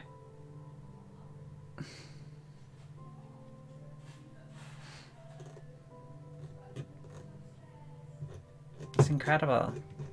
But hey, that's it. We've done it. Now, which one's gonna make the top 10?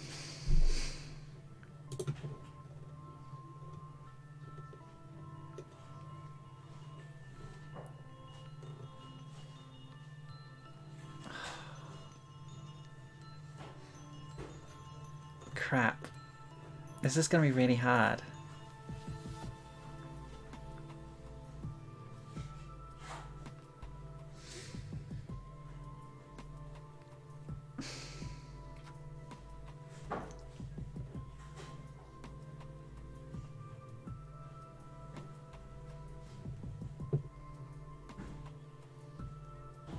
South Sudan is number 1. Yeah, definitely. Just, you know, for the war and stuff, you know. Totally go and go. I'm afraid, I'm sorry, but South Sudan is probably not good. I mean, yeah. Whoop, here we go.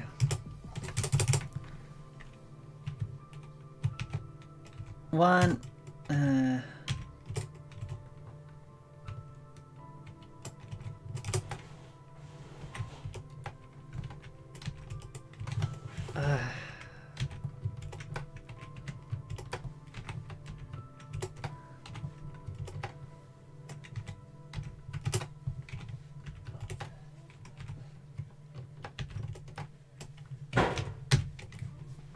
okay. Just run in with like a full-on like AK-47 and like soldier gear and just running. Okay, yeah, South Sudan. I'm sorry, yeah. You're definitely not in the top 10, I'm afraid, just given the circumstances that are going on. So, okay, so that's done. Done. Okay. I don't like that colour. It's kind of too intense.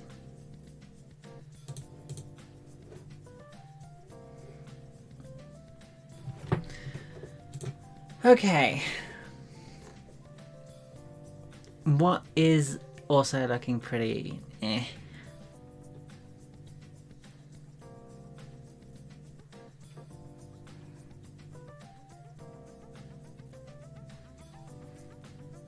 Mercenary free is just, you can see me as a mercenary. Yeah, right. Okay.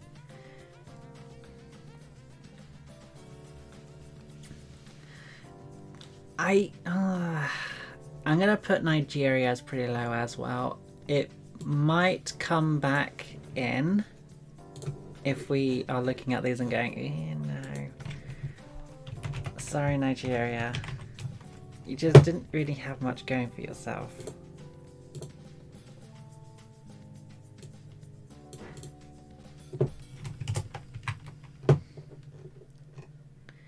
Okay. I think Kuwait and potentially Brunei also kind of are like, eh. What else do we have? Saudi Arabia, Sri Lanka. The Gambia still wasn't like that amazing either. I think it's torn between the Gambia, Kuwait, is it Kuwait? I can't remember how to say it. Kuwait, and Indonesia. No, not Indonesia, and Brunei. Lebanon, I would want to see. What do they have? The world's largest floating village. Barbecue Beach, the Grand Mosque. Did look pretty cool.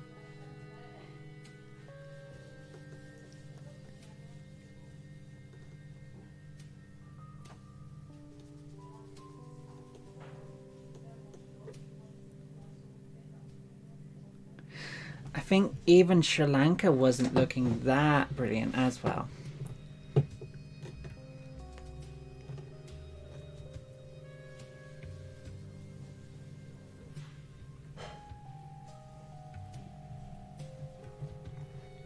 I think Kuwait. How do you say that again? How do you say Kuwait? How do you say Kuwait?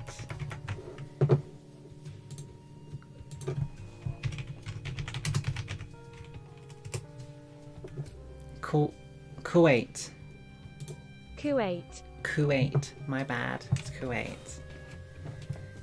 Okay, so.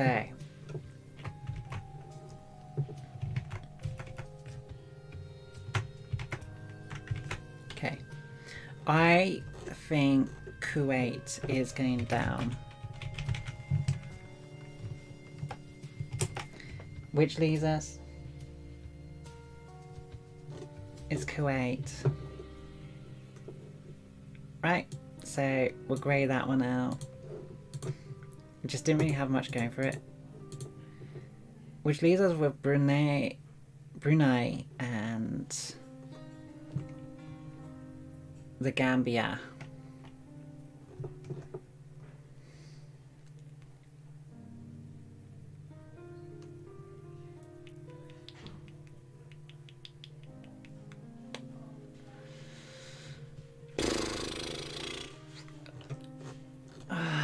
Which one would you want to see more?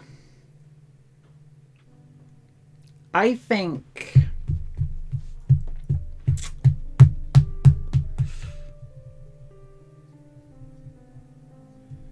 I'm going to the Gambia to literally pet crocodiles. But it also had some pretty nice looking hotels and stuff like that. Let me just have a look at the Gambia again. Let's get them both up, shall we? Gambia, like, which one's gonna rope me in more? Give me something to look at. And Brunei.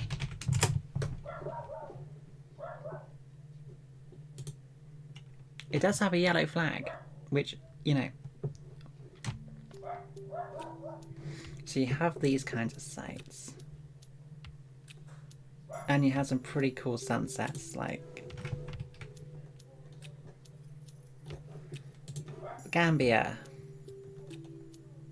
It doesn't matter how much you know about implementation or writing layers or any of these kind of terms.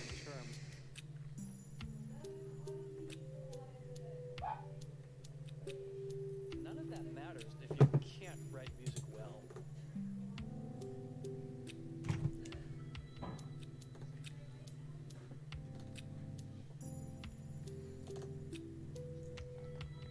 So the first thing for me is always learning your craft. And it I'm doesn't really matter torn. where the music is going ultimately. Like, This is he's where literally just showing this building over and over again. There, there, there, there, know there, how to there. basically see it through completion, practically on your own. The These Gambia. stand on its own with everything else that's out there.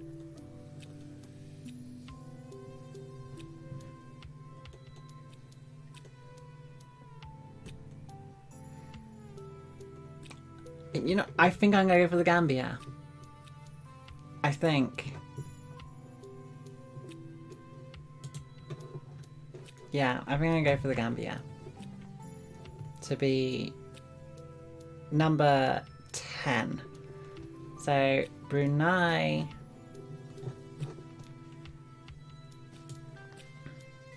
is also not in the top 10. Sorry, Brunei.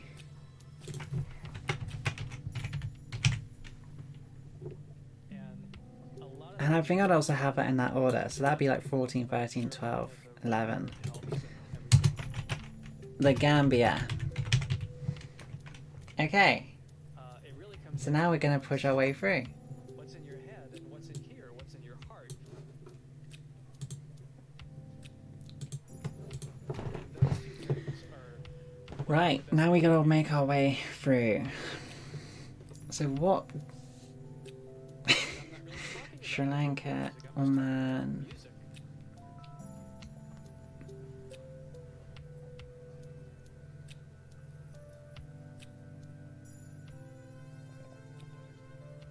music. Instead, it's Board of Therefore it's good enough for me. Frankincense market, more castle, military architecture.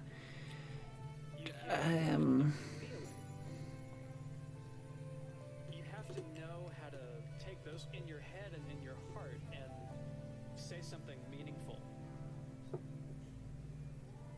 And I don't think that's necessarily something you learn in school. I think it's gonna be Malawi next. Reading a book or watching YouTube videos or anything. I think that's more something you learn from doing it, from trying it over and over. And then I think it would be well,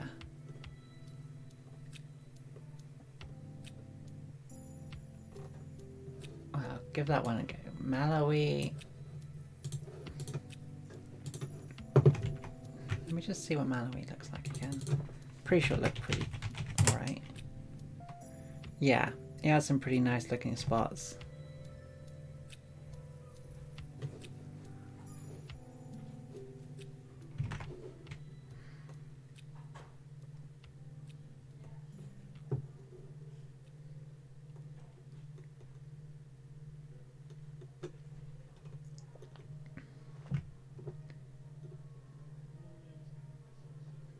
Okay, now it's gonna get tougher.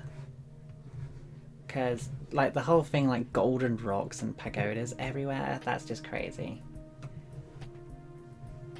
And, you know, I think it was something like, was it the golden rock that's literally just on the edge of a cliff, like, and they build a pagoda on top of that, and they say, like, the luck of it is, like, it holds it there. 777 steps to climb that mountain. I don't know why I said plug. I must have said,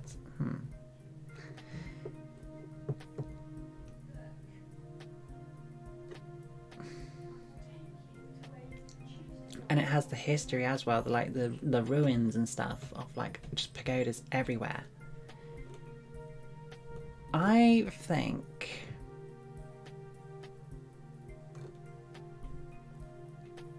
Sri Lanka.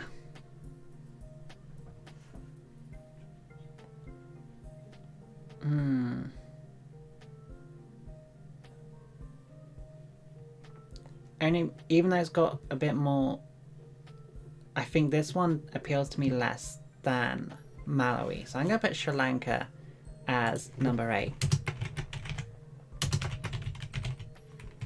And then I'm going to put Malawi, I think.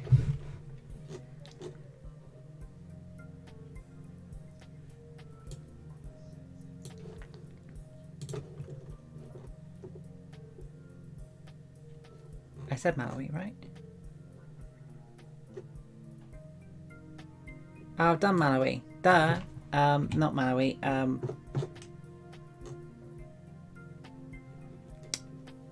Myanmar, sorry.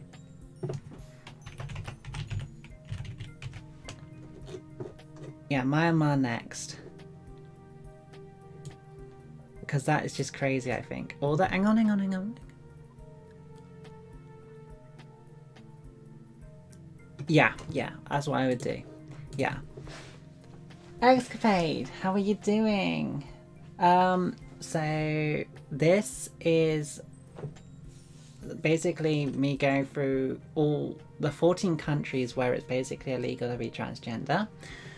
And I'm making a top 10 list of the places that I would like to visit, but I can't, basically. As far as I'm aware anyway of how it works. Otherwise I'll just turn it into something like top 10 countries where it's illegal to be transgender. This is a span of like, this is probably about 6 hours worth of like just going over these countries and stuff like that, and just like looking at these tourist destinations and stuff. So we've pretty much finished the list. South Sudan, not a great place to go. Nigeria just wasn't really standing out, and neither was Brunei or Kuwait. Kuwait, yeah. So the Gambia and Malawi had a bit of a tricky one, but I've put the Gambia as 10. Malawi, Sri Lanka, Myanmar. So we're getting there. I'm doing good, thank you. Now, there is Dubai. Oman.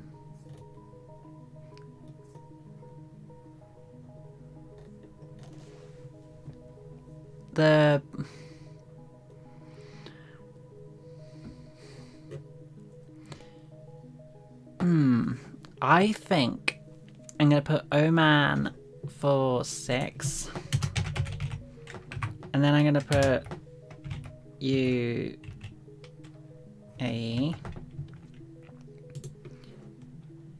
And I think the reason for that is just like the large mosque, the incredible buildings, the adventures that you can go there. Oman has similar things, the Muscat buildings, the desolate beaches, there's Frankenstein's market, you know, the history as well, and castle architecture and ruins and stuff. The abandoned boats was pretty cool as well. So, but I think I would rather see that than that. Saudi Arabia is pretty also interesting. It's illegal in these countries. What? Are you being serious, or are you just like, what? So yeah, this is basically, it criminalizes the gender identity expression of trans people are these countries here. So we have Malawi, Nigeria, South Sudan, Saudi Arabia, Oman, United Arab Emirates, Kuwait, Brunei, no, Lebanon, Sri Lanka, Myanmar, Malaysia, Indonesia, Malaysia. Where's Brunei gone? Brunei's a really tiny one. There it is. No, that's the Gambia. Of course it is. Duh. Brunei is that one. No, it's not. It's that one. No, it's not. It's that one. We've done that one. It's that one. No, it's not. That's Lebanon. Where did Brunei go? Brunei, where are you?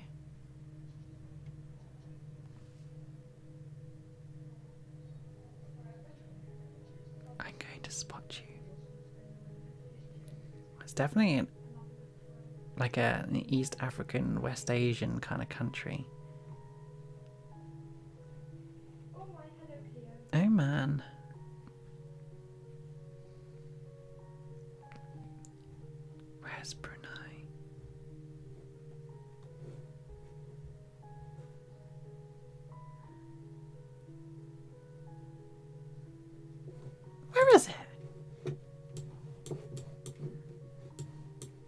That's Lebanon, so...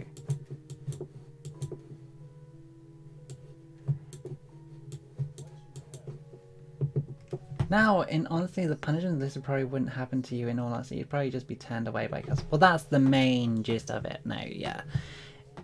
But if you got away with getting through customs and stuff like that, then I guess it's kind of like their game. Where is Brunei? Can't frickin' find it. It has a floating village. Ah, don't go that far in.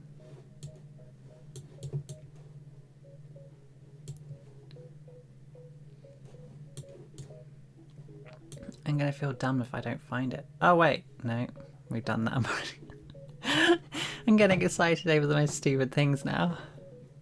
Brunei, where are you? You're one of these ones. Okay, I'll just look it up.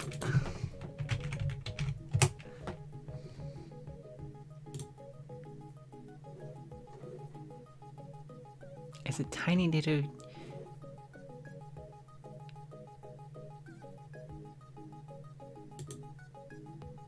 Show me.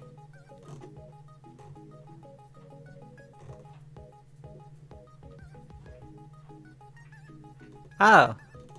It is in Indonesia still, like next to Indonesia. There! There it is! Death by stoning!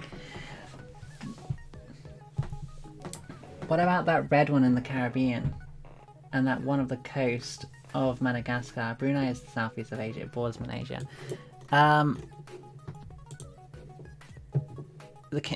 This one here, I think these are just... Yeah, no, I think these are just trying to indicate that there's a group of islands here, but I don't think they're saying it's like illegal. Anywho. So now we're down to our top four. Saudi Arabia, Malaysia, Lebanon, and Indonesia. And I think I'm torn between Lebanon and Saudi Arabia. They both have history, they both have like sites I'd love to see. The world's largest stalactite, the mountain cedars, the ruins and the temples, the Aldisar Valley. It's like a little cavern. It's like seen as a new... It's almost recognized as a new wonder of the world. But so is Saudi Arabia with some of its sites as well.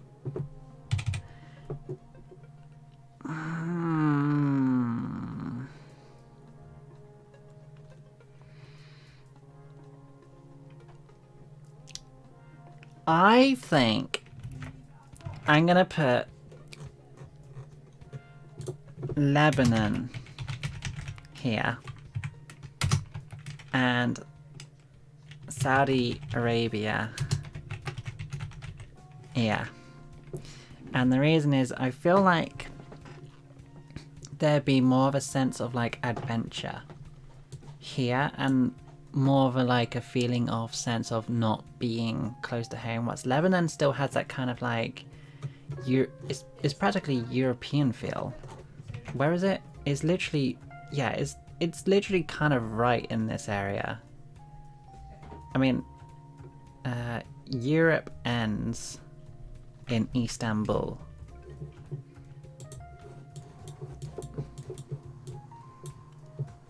Which I think is here?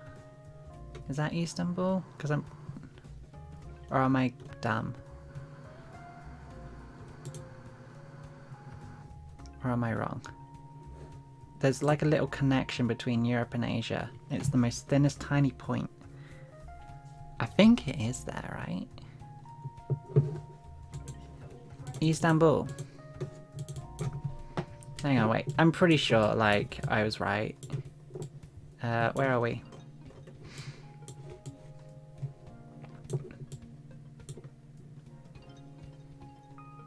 Yeah, it is. Yeah, it's right there. It's a tiny little point. And I think that kind of like is the cutoff point of Europe to Asia. Although I may be wrong by the looks of it. No, because Turkey's part of Europe. I thought Istanbul was potentially maybe further downwards. I thought Turkey might have been like there or something, but no, I'm wrong. But I guess this is like a cut-off point. I don't know. Well, Turkey is in Europe, right?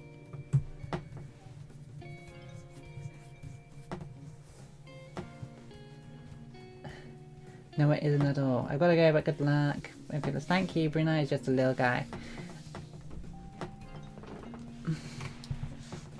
Sorry, what isn't at all? I'm sorry, I forgot. I forgot what I said. Is... I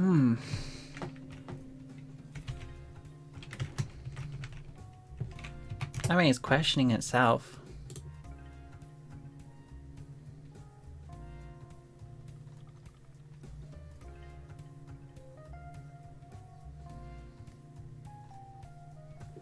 Yeah, okay, so it straddles between the two. So maybe I am... Yeah, great. So which country is... So yeah, maybe I am right then, that Turkey is between... is basically the cutoff point of Europe and Asia.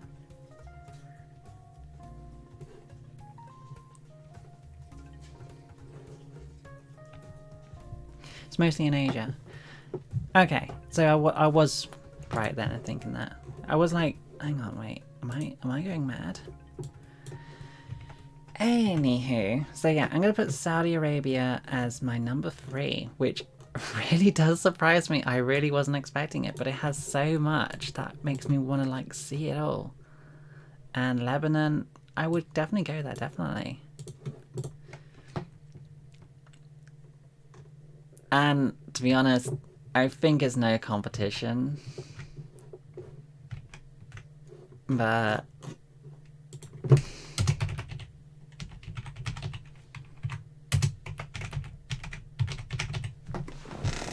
and that is my official top 10 in order list for countries that I would like to visit but can't. The Caucasus are also... The Caucasus are also the cut-off point, but every country on the list is either in Asia or Africa. Yeah, fair enough. So yeah.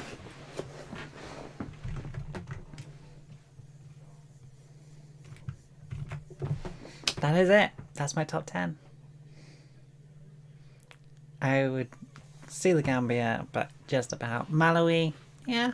Sri Lanka, yeah, I would go there. Myanmar, Oman, UAE, Lebanon, Saudi Arabia, Malaysia, Indonesia.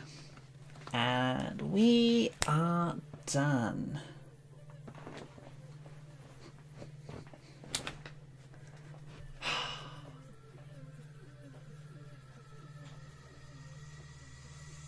How about that?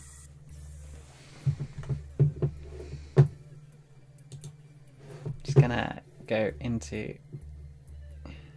Saudi Arabia, Malaysia, Indonesia, and because it does this weird thing where like if I end the stream here, it doesn't end here, so I'm just gonna get this all ready.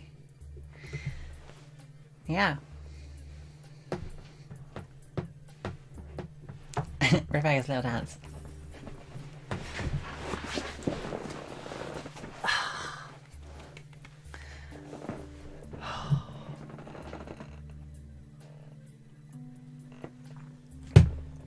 The next one is something like at some point I'm gonna do is like top like 25 or top 10 states of America that I'd want to see.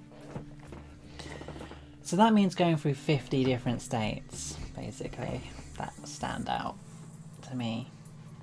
And I don't know if I can I don't know if I have the energy to go through all 50 states and go, hey, which ones are the best ones to look at basically. Watch my own stream. It's a bit weird to watch my own stream because then it would be like really weird, like there'd be like constant repeats. But yeah, I think I'm gonna end it off here now that I finally got it done.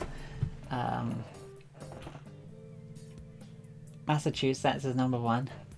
Oh, what? Not Hawaii? Is content just do it? Yeah, it's just getting it done. Like, I'm trying to get content out weekly, but I can't seem to do it at the moment. Not to mention, like, this is taking me 2 weeks. Like, I'm kind of counting the 2 streams as content just because I wouldn't be able to get this all done on my own. So it's just turning this into content itself. So, you know, I feel like I at least owe it to everyone to do a stream and let the stream come out the day after, which is when I'd normally put a video out on a Thursday. So, yeah. So, yeah, we're all done.